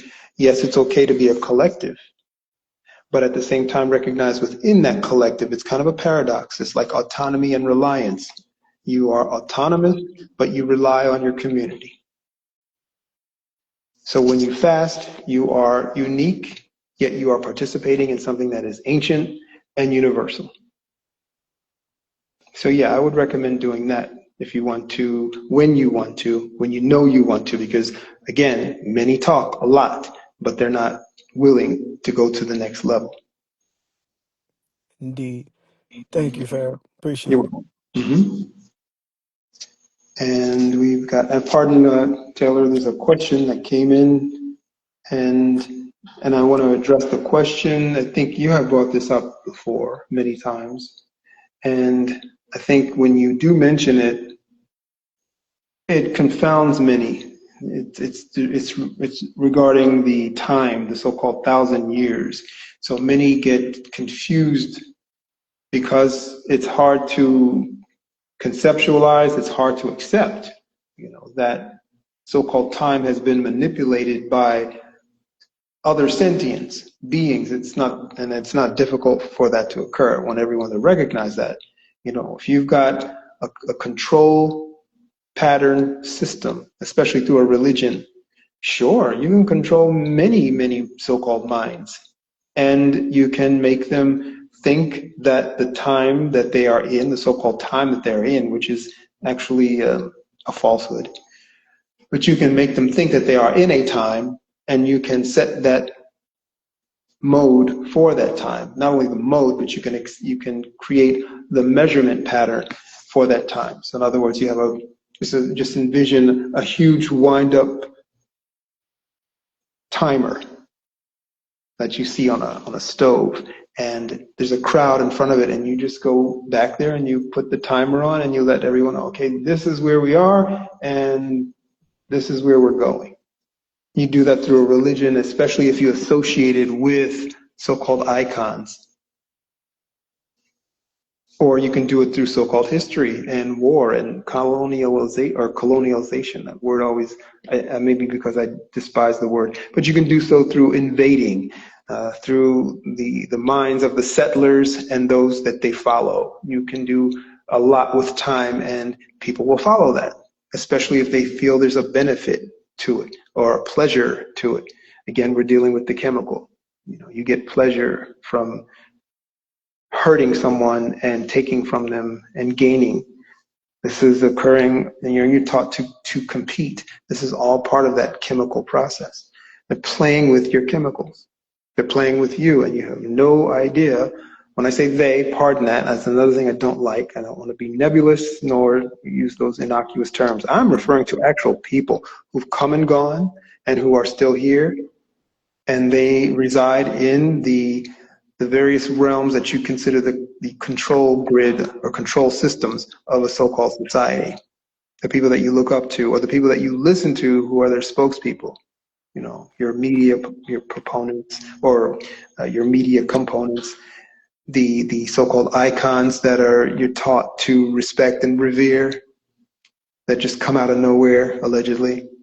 Yeah, these are all part of some call it the social engineering process. And when you get caught up into what they're doing and what they are saying is factual, you truly get caught up in the time trap. You get caught up in the ideology trap. And this is where they get you to reprogram self and reprogram if your parents, reprogram your offspring. Yeah, I wanted to ask you about because like as far as the way we've been attacked through the shapes of we got a lot of fake bodies going around, and it's like you said, the used to say the what is the Jessica Rabbit body. Oh yeah, the so-called voluptuous, um, curvaceous body, which is actually um, unnatural for most soma types. You know, there's various soma types or body types, and you have using the so-called Latin terms, you have the endos and the ectos and the mesos, and then you have a mix of all in between. Hence the reason for mating with purpose and wisdom. Think about it. You're going to just mate to mate because it feels good. Again, pleasure principle. Or you think this is the person to be with, and actually it's not. You'd be better off getting a surrogate and mating through him or her, but yet you're not showing any care or concern for the offspring that is going to come forward. And now you have this female, and she's got to go through this empire and go through the ostracizing, the teasing, the tormenting from other females because her body shape is stout, short legs, wide hips, thick waist, and she just never will have that so-called Jessica Rabbit so-called shape, but she might do something to harm herself, putting on Spanx, getting liposuction, whatever, taking diet pills, you name it, all of the various things to harm herself because you and your mate didn't give up about what was to come. So you expect her to just deal with it. You're like, oh, honey, your grandmother was shaped like that. Well, guess what? Maybe her parents did the same thing. And you're like, oh, this is just hereditary. Your aunt looks just like that. Well, what is that saying? You stop doing these things. Stop doing that. You can actually manicure, if you will, or customize, and I don't mean in the genetic sense or the Third Reich type sense. I mean, you can actually, if you're wise, you can actually do that with your children through envisioning when you're pregnant, but even prior to pregnancy, knowing how to mate. And don't just mate because this person has the so-called genes. They could be a foul individual, but you just mate for the genes so you have good-looking kids. That's equally as foolish. What was the original shape? I remember you were talking about some island somewhere that had statues that was like closest to the original shapes of people. Yeah, you've got shapes that blend with the land that the people are on. Some places certain shapes work best. It's just the way it goes. We violate, and I don't do it, but you don't do it, and many others probably don't, but many do violate that fact of life. So if you see a shape that probably would be best in a tropical place or in a cold place, then you wonder, well, why are they in this place and they're struggling in that place? We are all made for various places. Yes, this is international, but often the sentient mind, the human mind goes against that because of arrogance and reprogramming and ideology. A because it's like a rose, constant, it's a a palm tree constant does not chemical belong response. in Antarctica. Pardon? No, yeah, definitely, it's all been ordained. But I mean, like as far as like the chemical responses that we've been given, I remember Dr. Africa talking about cleavage and different things, like having like homoerotic roots and stuff, and Yeah, the you know, bud. I just feel, yeah, I was just, yeah, that especially. But I mean, because uh, and he was being addicted to a bud in general. Hmm. At some level, is kind of funny. But I remember just in general, like as far as like the chemical responses that we have, like how much is, like, I guess, for like to have, I guess, wide hips or full breasts for child production. Well, a How woman much of that is who how much of that is natural, and how much of that is just Well, a lot of that is exploitation? unnatural. A lot of that is exploitation by the companies that process your food, which you and yours and those maybe before you have developed an inordinate and unnatural trust with. You shouldn't be trusting Syngenta or ADM to handle your food, nor Food Fair or whatever food circus, whatever supermarket you go to. In fact, supermarket. Everyone must be getting their foods locally. That's one. Two, they should come from your own hands or the trusted farmer that is within your area.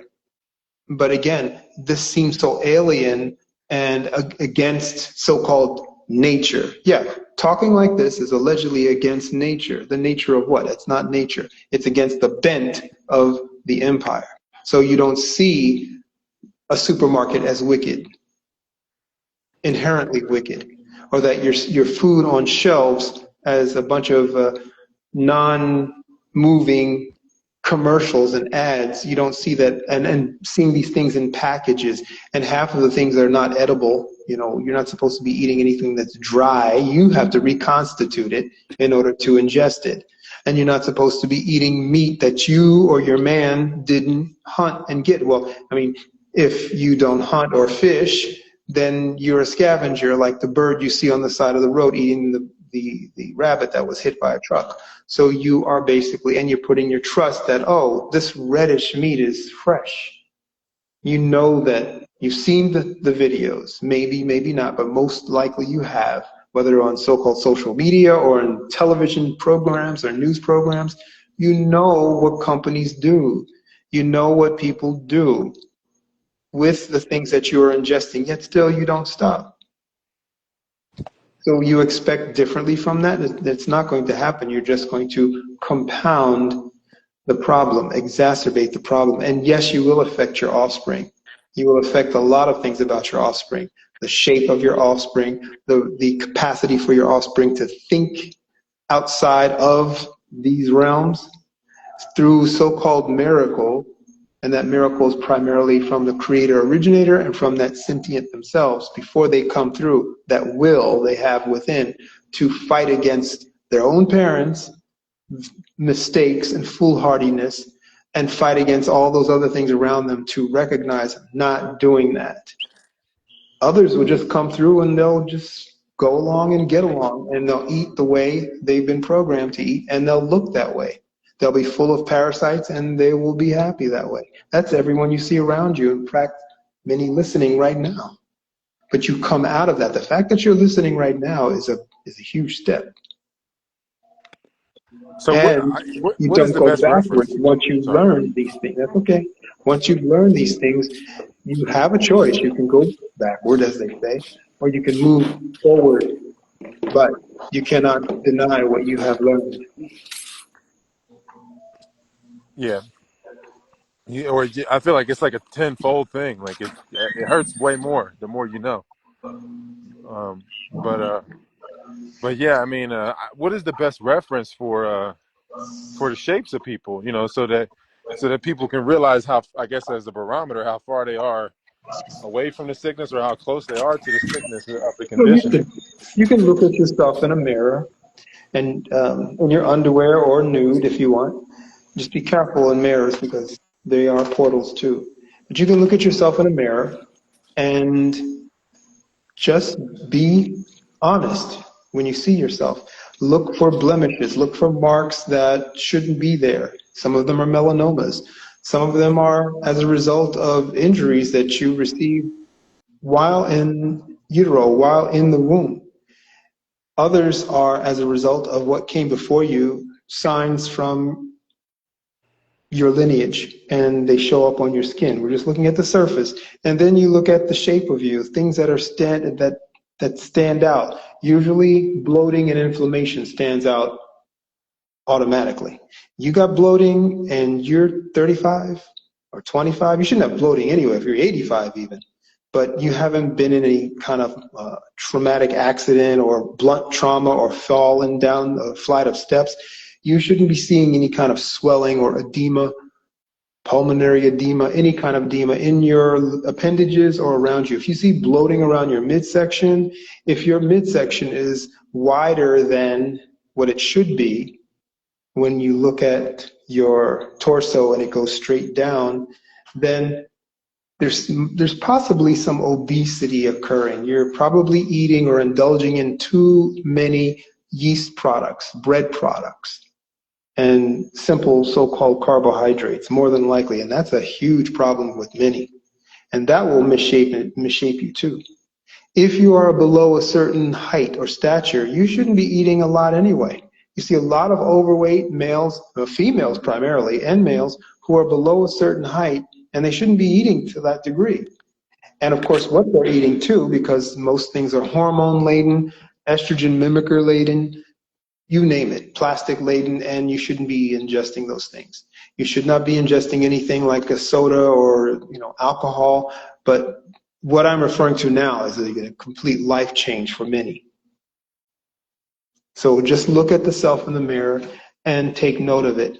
You don't have to use your phone to take a picture. I wouldn't record myself on a phone, the full body. It's okay to have your face on the phone, but you don't need to do that. If you want to, that's fine. You keep a record of it and see your progress. That's fine. You can do that too. Take a photo of yourself. Just don't share it with anyone, and be careful how phones can be hacked.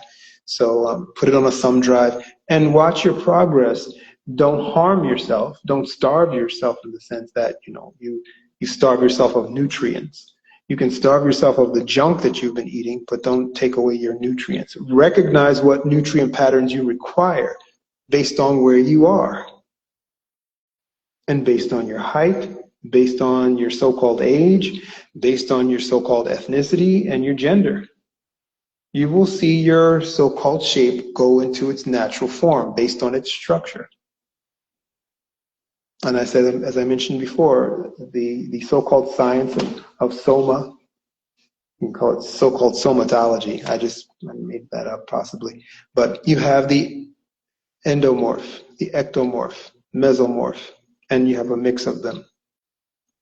You can tell by the broad shoulders in men and the thinner waistline, or you can tell by the up-down straight of some. You can tell by the widening hips in some males. And it's kind of the same thing with females. They have more of an apple shape, more of an onion shape, or just a flat shape, smaller breasts, bigger hips, large breasts, large hips, or vice versa, all varying degrees. If you start to see cellulite in your thighs and your legs, that's regarding your circulation and the things that you've been eating and ingesting, alcohol, cigarettes, foods that are rancid. And this is causing that buildup. Oh, I had a baby. No, that's no excuse for cellulite. What were you eating while you were carrying? So don't make excuses for yourself when you look in that mirror. Be honest when you look at yourself in that mirror and recognize all these things not only resemble, but they also, not resemble, pardon me, they indicate the patterns over time that if you continue them, they are self-sabotaging. So the ideology behind the mectomorph, endomorph. There's no ideology behind that. Someone took it upon themselves to actually measure the types and look at the body types in our realm. And if you want to place it again with symbol and definition, again, it's all relative in that regard, but there are shapes. You can look at a T shape, like a T or cross, a larger horizontal line, smaller horizontal line. You can go down to like an artist, and you can go down to the hip level, some wide, some narrow.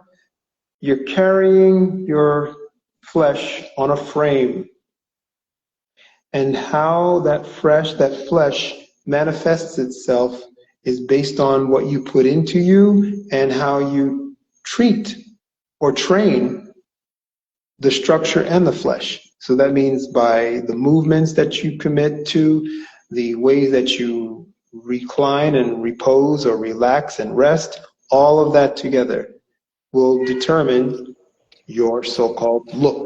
But the body type you come with, and that is based on the people who actually, in a sense, put you together, your parents. Your bone structure outside of so-called surgery is going to be your bone structure, your physical structure, your frame. That's basically it. Okay, so I see So there's someone else who wants to jump in here on it's a the fallacy to an extent, correct? For one to believe in as if like categorize themselves within that framework, right, of thinking. No, it's not, in the sense that there are frames, if you will, small, so it's like geometry, geometric shapes and patterns.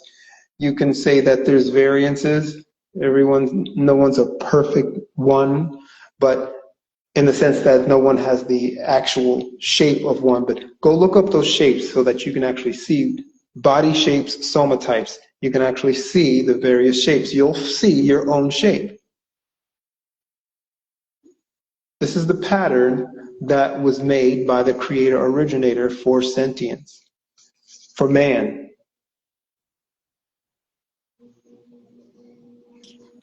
Thank you. Mm-hmm.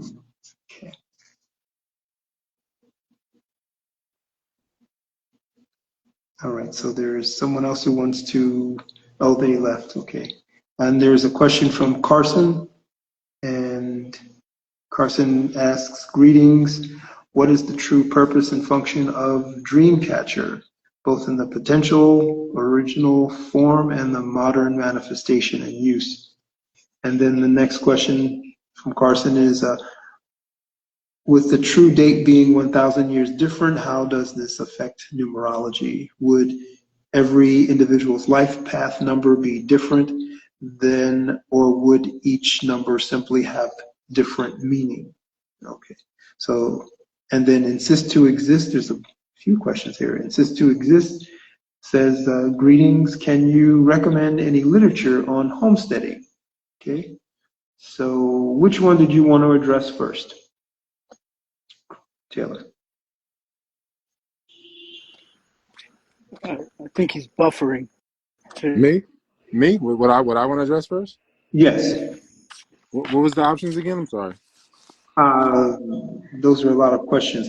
And Josh, was that your last question? Because I didn't want to block others who wanted to jump on. Yeah. Appreciate your time, and thank you for the feedback, fellas. Have a good one. Good night. Okay, and I'll just paraphrase them so that they'll be brief. Carson wants to know about dream catchers, their potential origin or original form, and their modern use. And then second question is, with the true date being 1,000 years different, does that affect numerology, especially when it comes to a life path number? And then insist to exist wants to know, can you recommend any literature on homesteading? I don't really. I have like. I just got as many books as I could on like survival gardens for like a quarter acre and stuff like that. But I don't really have.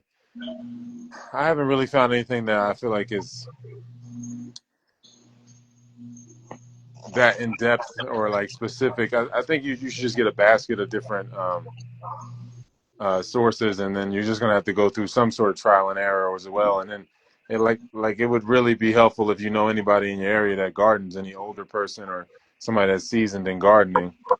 I think that's kind of the way to go, because I as much as I've read stuff, I feel like you got to going through it is you got to do both. So I think you want to equip yourself with as many sources of information as you can, but you can only Correct. really And if they were referring to, if he's referring to it in from the legal perspective, then you would want to, or he would want to look into whatever legalities in his state or country and find out exactly what are the laws of the past on homesteading and what are they currently. Often so-called laws from the past are still valid, and you might be able to utilize those laws, for your benefit for homesteading. And then, of course, as you were talking about the actual stewarding on the land, there are many, many books. In fact, you go to the community library on Pharaoh's House, there are books on how to steward, because all places are different. But the one thing to keep in mind is to not just take care of the realm or the land that you're on, but also to nourish it, give back to it, don't destroy it. That's the basic recommendation for doing anything on land that you're on temporarily or while you're here. Yeah, I mean, I think, I mean, that's the one thing I think you could use AI for a lot, as far as like asking it questions about like the native plants in the area and like the options for your zone and stuff like that. I think that's probably one of the few things I would suggest using AI for, because it's going to be different for different places. I mean, they can give you a one size fits all book, but we're all living in different spots. So you really would like to get somebody local that can help you, Right. that knows the area. Yeah, that's why I mentioned whatever country insists to exist, whatever. I think I know where you are, but you want to find out whatever the laws are for that country as far as homesteading are concerned. And then, of course, from the point of view of the steward, the person who is going to take care of the land, what are you going to do on it? Are you going to manifest some type of ranch with certain types of animals? Or are you going to manifest a natural realm, an organic realm, in the sense that you don't have anything structured as far as so-called structured farming goes, where you do certain things to the land, you irrigate it, but you actually allow things to grow wild in certain areas, structured in some areas, you have a water or wetland area. There are books on how to set those up as well. There are many different books on how to manifest a homestead based on what you are attempting to do. Are you going to have grazing creatures, sheep, goats, etc.? And then there are the basics of just having a homestead. Yes, you should have a few grazers on there. You should have sheep, at least 3 or 4. You should have at least 2 goats. You should have some fowl, like ducks. Ducks are better than chickens in the sense that their return matter, or so-called fecal matter, actually replenishes the earth versus what chickens are highly acidic, so not the best for the land. They have to be manipulated and converted before you can use them, but duck droppings are actually healthy for your land. But you can have your chickens too and get the eggs from your chickens. So you have your grazing animals, but everything has to have a connection and a balance. You can create a pond if there's not already one on there. So you have your water source. You have your canopy layer of trees and a buffer zone. You have your tall grasses, and you have one part of your land in a so-called dormant mode or replenishing mode, and then when you're ready, you plant on that area. So you have diversity, biodiversity, so-called biodiversity. These are various things that you can do with or without a book, but you should definitely train the brain so that you can make it occur and do it in an organized way. And if a book is going to be the conduit for it, then so it is.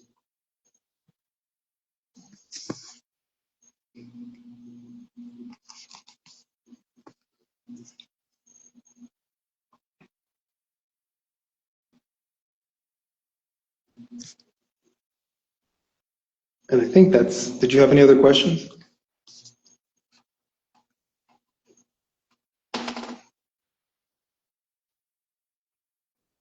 Do I have any other questions?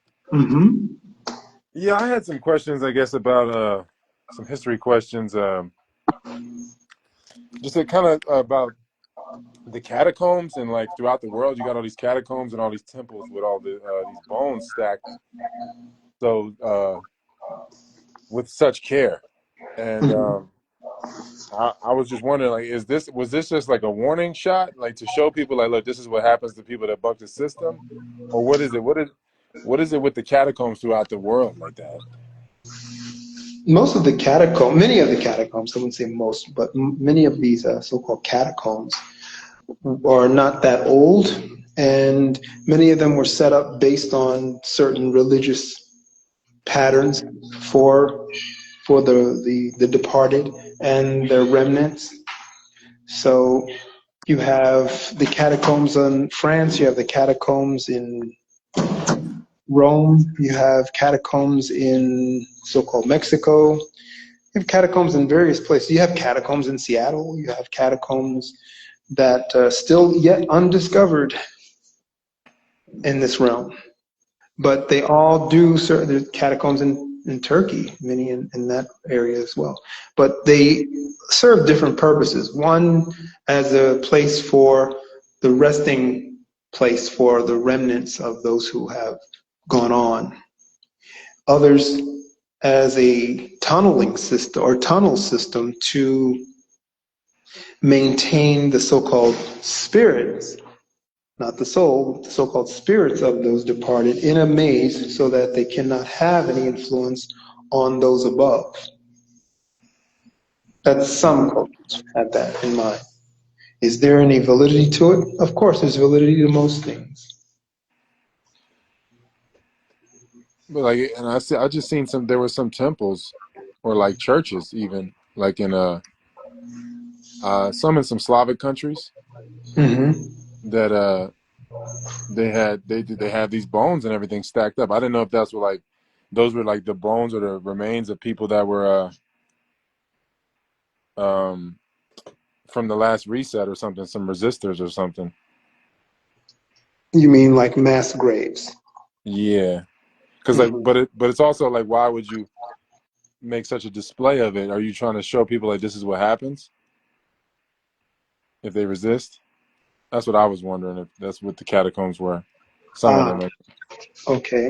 Often that display was as a result of just convenience, like, keeping a room tidy. You don't want the bones all over the place, and it's cheaper than a grave, and everything and everyone is in one place. So, it represents like a community. The community's all together, um, as they were in the physical or in the sentient form, so they are now in their resting form as a community, all stacked together. Not necessarily in any order, because from what I have seen, there's no names or placards placed on anyone. It's just a mass of bones.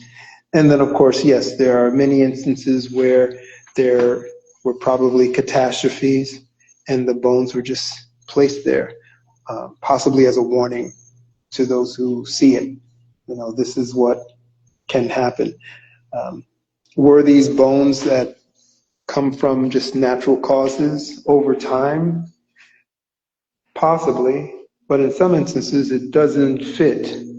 It seems like, especially if they've done any type of so-called aging or dating, rather, of the remnants, they'll find that many of those bones were from people who met their demise all at the same time, which would tell you you're dealing with some type of catastrophe, whether that be a biological catastrophe or some other type of catastrophe. Typically, it could be biological or it could be something else, spiritual. Obviously, if there's no trauma signs or holes, such as from a arrow or spear or a bullet or plasma weapon, if there's no signs of that, then more than likely dealing with something of a spiritual or biological nature. Plague, starvation, and plague can also be found in bones. You can see if there was starvation, just like in the rings of a tree. really tell what went on in the past.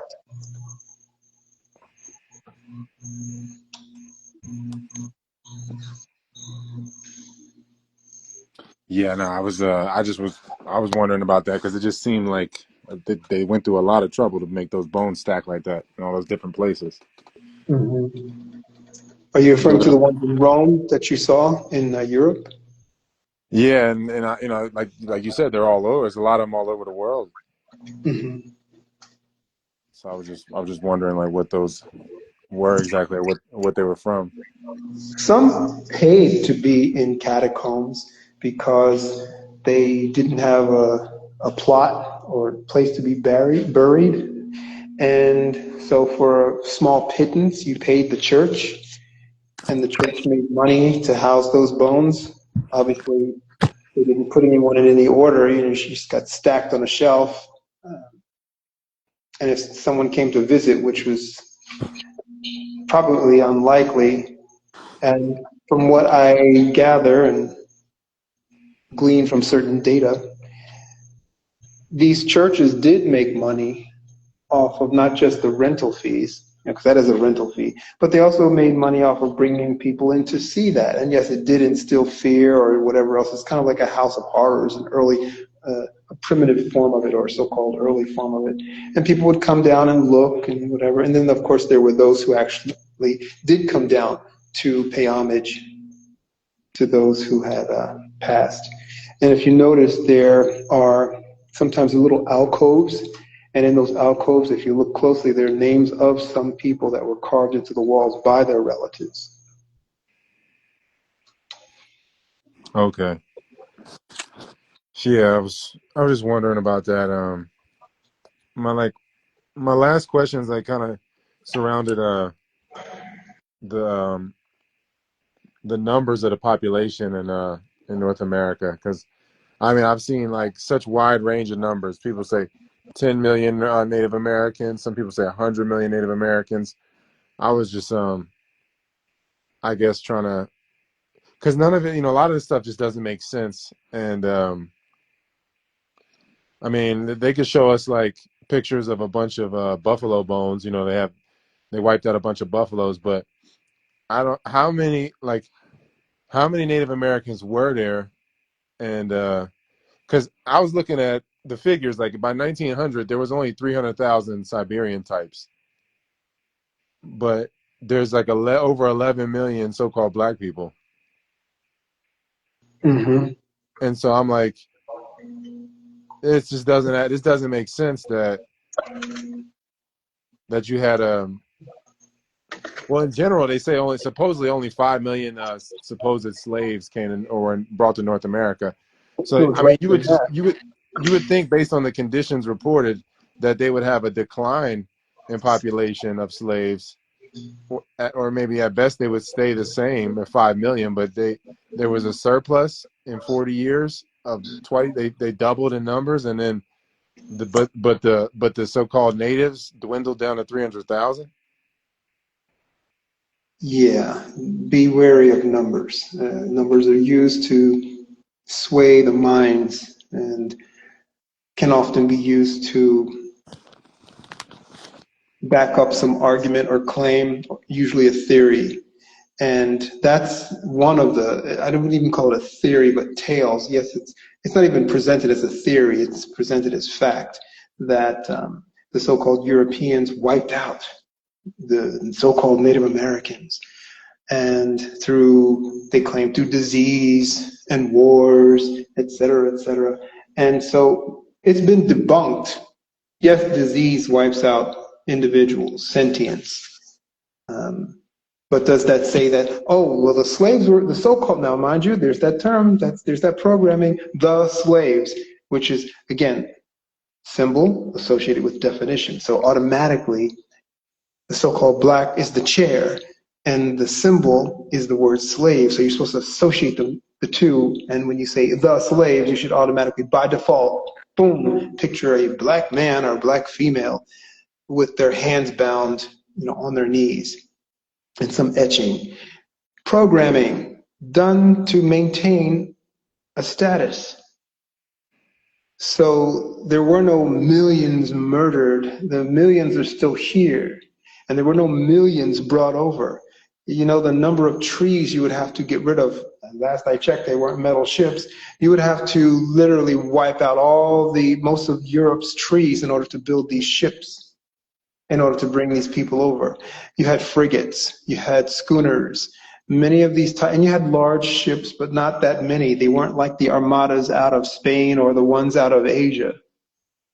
So, and they weren't bringing, you had to bring food. If you're doing trade, you were bringing a lot of different things, raw materials, textile materials. You were bringing seed, grain, you were bringing vinegar, etc., powders and spices and salts, things like that. You were bringing. So where are you going to? And then you, of course, had to have your galley, your kitchen for your crew. So your crew couldn't have been that large. Military ships are different. So yeah, they had a larger crew. So you mean to tell me you would put so-called slaves on a military ship? No. So where were they putting so-called slaves, so-called African slaves on these ships? Logically, it should tell you that you have been lied to. Many of the individuals or the peoples that you are calling Native American are immigrant themselves, and they would be coming out of northern Canada, many of them coming off from Philippines and Asia, and being renamed, the reclassification, because you can get rid of people through reclassification by renaming them, which is what they constantly do with the Aboriginal. They went from Aboriginal Indian, Negro, slave, black or colored, black, and then African American. All egregiously deliberate misnomers. There are none of those. And therefore, when you think of these numbers, the numbers are automatically going to be they're going to be skewed. They're not factual at all. They're not based in fact whatsoever. The number of so-called Africans brought from West Africa, many of them were not even from West Africa, allegedly. They were from many parts of East Africa and North Africa, and allegedly brought into the Americas. So that would mean anywhere from the Caribbean islands to Central and South America. And it would have to be over periods of time, 100, 200, 150, 300 years, not all at once, in order to get those numbers. And even still, over 100 years, 300 years, 400 years, you will still not get those numbers. Every single one of your ships would have to have been a so-called slave ship, fitted to house and ship humans, so-called humans, over the Atlantic Ocean, a 3 to 7 month trip or journey over the roughest seas in any of the oceans. Yeah, because I remember you were saying Atlantic is the worst. It is. And you can back it up by just look. I've been on the Atlantic in a ship and had to get diverted to go north to towards Greenland because of the fact that it was just it was dangerous. And then from there took a flight down into the States.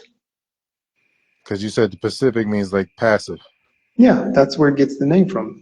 Pacific, pacified. Yeah, none of it makes sense. None of the numbers add up. I was just wondering if you had anything you wanted to say about those numbers, but Yep.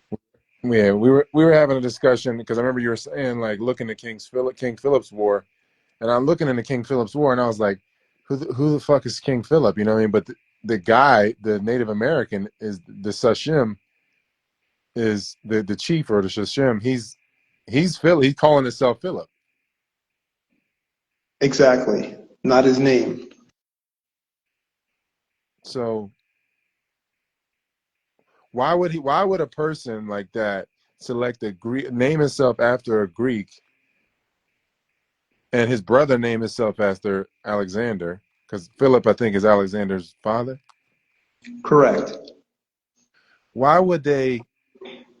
Why? I mean, like you would think that they would. You know, they're not even interacting with Greeks. How would they even know the Greek history? How would they even like what? You know, how would this? You know, why wouldn't they name themselves something else? I don't know anything. Caesar. Why wouldn't they name themselves some other king? Why would they go with King Philip and Alexander the Great? You know, it's um, to me it just doesn't really make sense. Like unless they were actually the real Greeks. Now you're talking. You know, because we were discussing last time that Philadelphia is the original Philadelphia, and I'm like, all right, so where does Greece begin and end, and you know where who's who, I guess ultimately, and like you were saying, like the Siberians or the Filipino or the those from Canada, like they would be like Hittites, huh? Based on the actual bloodlines and their connection with the old world, they would be a blend of Hittites, Philistines, and Egyptians.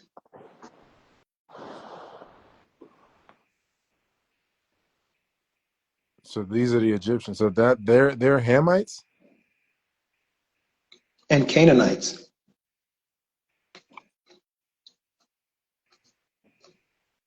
man. I was not expecting that, but I guess it makes sense. Yeah, I mean, I could see definitely Canaan. I didn't think. I mean, I guess Canaan ultimately comes from Ham, but I would If you never can think go that they're. to if you go to Bolivia, Peru, and many parts of Central America, why do the so-called mestizos name, whether it's their store or a town, why do they name it Canaan? I have come across so many places that are named Canaan in South and Central America. I don't know. You know, I mean, I guess that would be why. I mean, I've heard of different migrations, especially in 1492. I heard a lot of the so-called Chinese plundered Bolivia for silver, and Mhm. so that's like why a lot of the Bolivians and Peruvians look like the way they do. But I would never think that they were part Mitzrayim in there. No, many of the, if you look at a lot of the ancient so-called statues of Egypt and look at them, you'll see a lot of them look Asiatic. Yeah, a lot of them do. And one of the tools of war that the dynasty, one of the Han dynasty especially, used to do when it would take over other nations, if that nation did not want to trade with them, they would get hill people, or what they called hill people, or what some might call savages or wild people, bring them on their ships. Obviously, some they would trade as so-called slaves. Others they used as tools of war because these truly were savage people. And once they achieved the purpose, this is where I guess they get the term dogs of war from.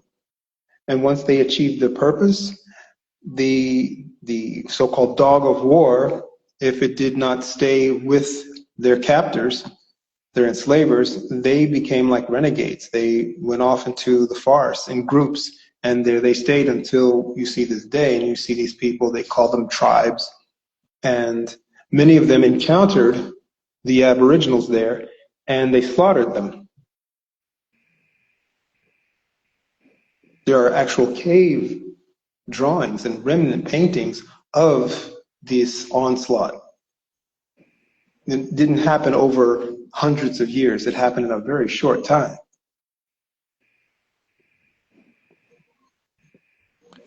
Damn, yeah. Um, That's where you get the Asiatic look. If you go to Peru, and I mentioned this before, they speak Chinese and Spanish in many areas. And many of the people look like they're from mainland China. And they didn't just come here in the 20th century. Many of them came here in the 1800s and late part of the so-called 18th century. That's when the horde was taking over parts of the trade routes in northern Africa and in the Pacific. They ran the Pacific trade routes almost up until the end of the Ottoman Empire, so-called Ottoman Empire, run by China. So that would be like up until like 1919. Correct. And what brought down China? Opium. So we get the Opium Wars and the French and everybody going into China. The French. Mm-hmm. Yeah, I don't know. I just kind of wanted some clarity about guess who's who on that one, man, because it just doesn't add up for them to have such an affinity with Greek culture to the point where they would give themselves that name, unless that was already their name and things No, weren't. there's one. Look up Chief Pharaoh. No relation, but look up Chief Pharaoh, and you'll see he has the name Pharaoh.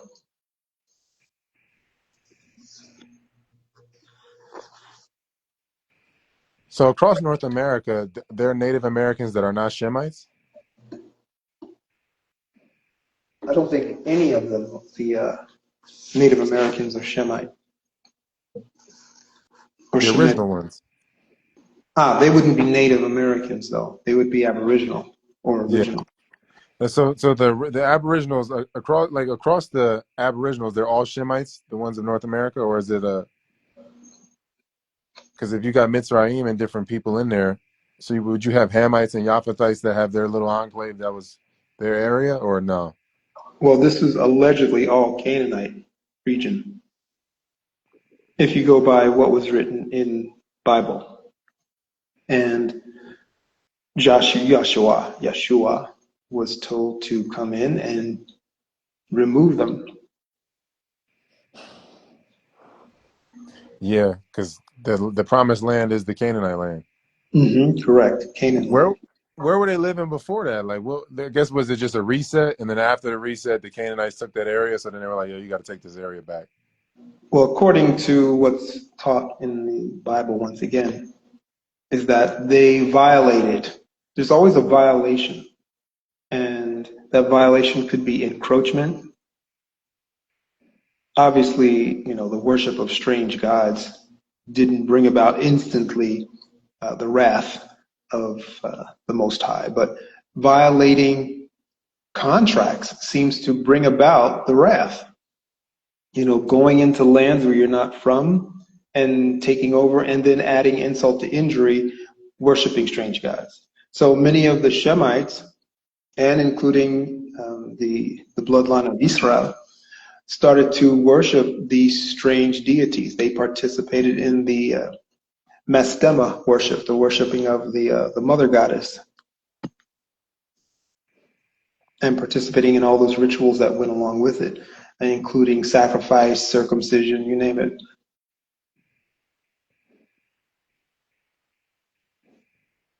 Idol worship. All of the religions, the major religions, are guilty of that, but they are not guilty because they are not Shem, nor do they have a covenant. So Christians, aka Catholics, can go ahead and violate because they have no covenant in the first place. But anyone who goes and follows them will be unto them.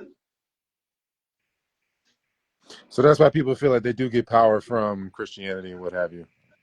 I suppose. I guess you wouldn't know firsthand. Yeah, because I don't indulge in that.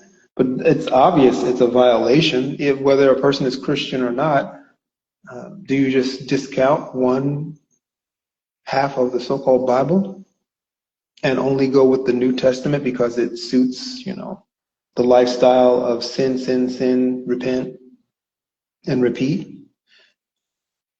Because in the original laws, which they claim that the so-called Christ did not violate, allegedly, but did.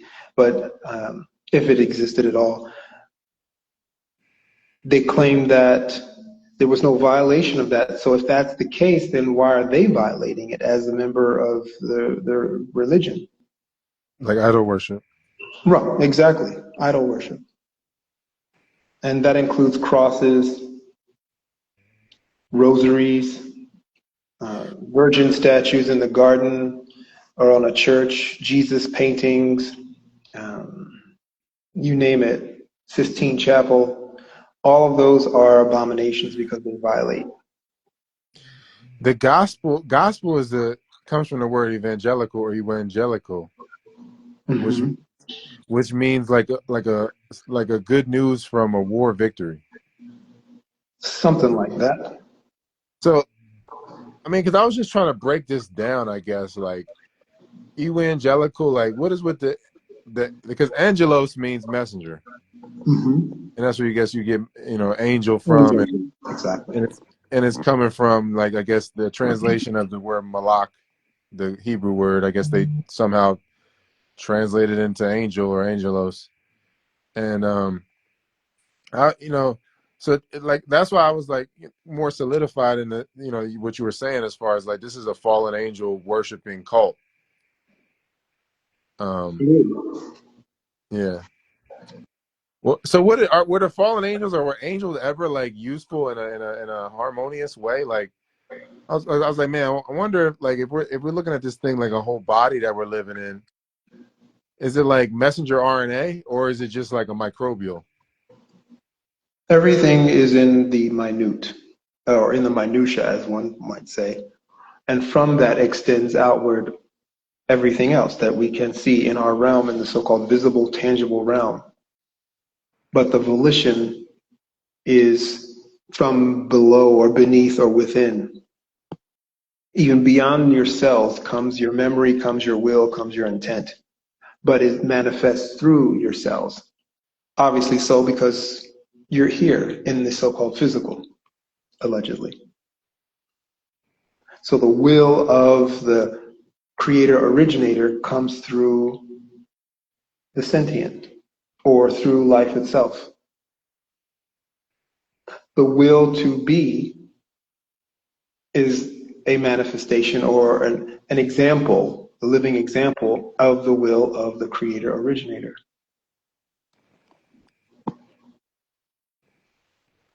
I remember one time you were saying about somebody falling off a ladder and that the wife envisioned it or somebody close to it envisioned it and that's why it ended up happening.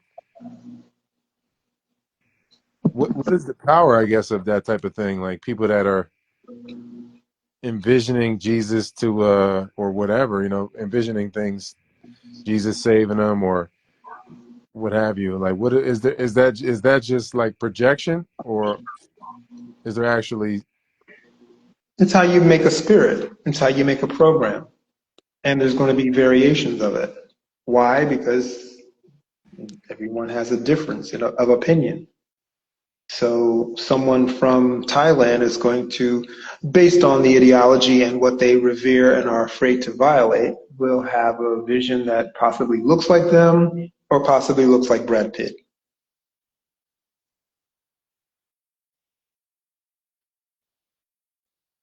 or the Buddha, based on the adulterated Buddha. Nonetheless, a statue. But if they have the fear within them and the indoctrination that's, from a priest or a nun that has exposed them to the spirit that comes through the programming of an image, a recessive image, then they will fear violating it. You'll see that a lot in North America, for example, with a lot of Aboriginals. Many of them, even to this day, are fearful of removing a so-called icon. This is the iconoclastic mindset. This is kind of a role reversal. The Slav, the recessive, when they were exposed to religion and they worshipped the black figures, the so-called black figures, the dark melanated figures, they were afraid to harm or talk against or deface an image of a deity, which was always represented by a melanated individual, often wearing an afro. And then that changed when it was realized that, oh, they can be killed. And no, you won't go to hell if you take that image and make it look like yourself.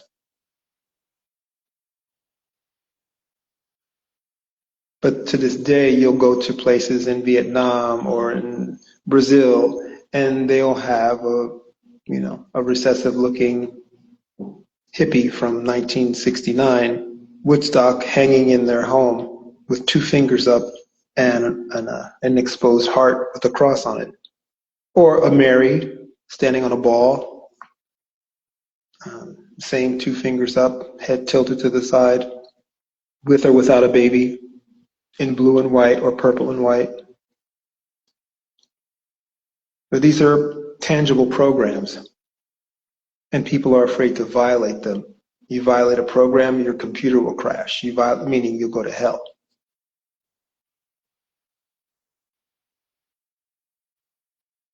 Or you'll expose yourself to the virus of Satan. Not realizing that the statue itself is a violation.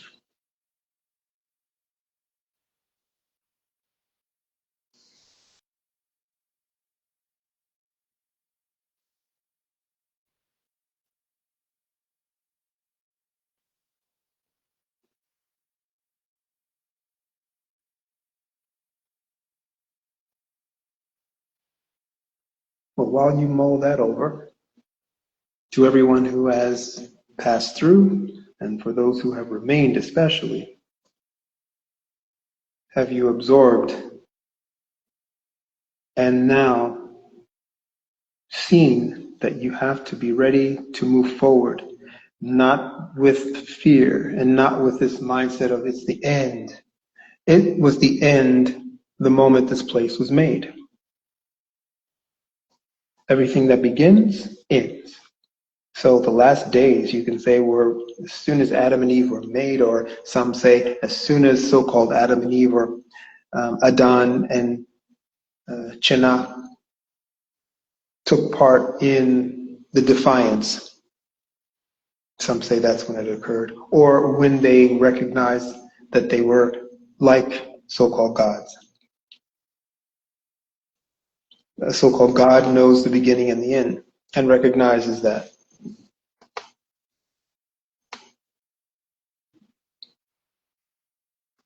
So it's always been last days. Therefore, always prepare to make your life the way it is supposed to be as intended by creator originator, not outside that context. Anything else is something else attempting to distract you and pull you away and maintain you as a food source, an energy source. Do you create yourself? Or because I was reading something that was saying it's not possible for you to exist before yourself to be able to create yourself. You don't create yourself, but you create the facade of self, and so do others. What you allow, you mentioned that earlier. You didn't say facade, but you said false self, but it's the same thing. So you don't create yourself, but what you do create is the facade of self. You manifest what's going on within you, and those around you will recognize and realize and experience that so-called reality when they come in contact with you or when they think of you.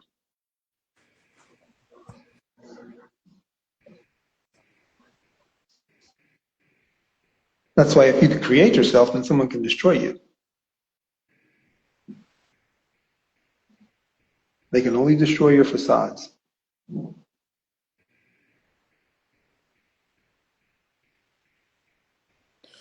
Makes sense. Well, yeah, I guess Pharaoh, man, and if you're ready to sign off, man, thank you for your time. Not my time. This is timing in general. So for all who listened, and as I mentioned before, and remained for the full experience, welcome. And go forth from here knowing more and being ready to implement what you've learned. And I'll see you, for those who are going to make appointments, I'll see you in session. Okay. Well, I'll be talking to you then, Pharaoh, man. Have a good evening or good night. You too. And be wary of the left side. Something's coming through on the left side over there. When I say something, I mean someone coming up the walk. I think my dog just got bit by a snake on his left leg. Okay, be careful there because it's still out there. Yeah. Okay. Yeah. All right, Pharaoh. I'll be All talking right. to you. All right. Thank you, man. Mm-hmm.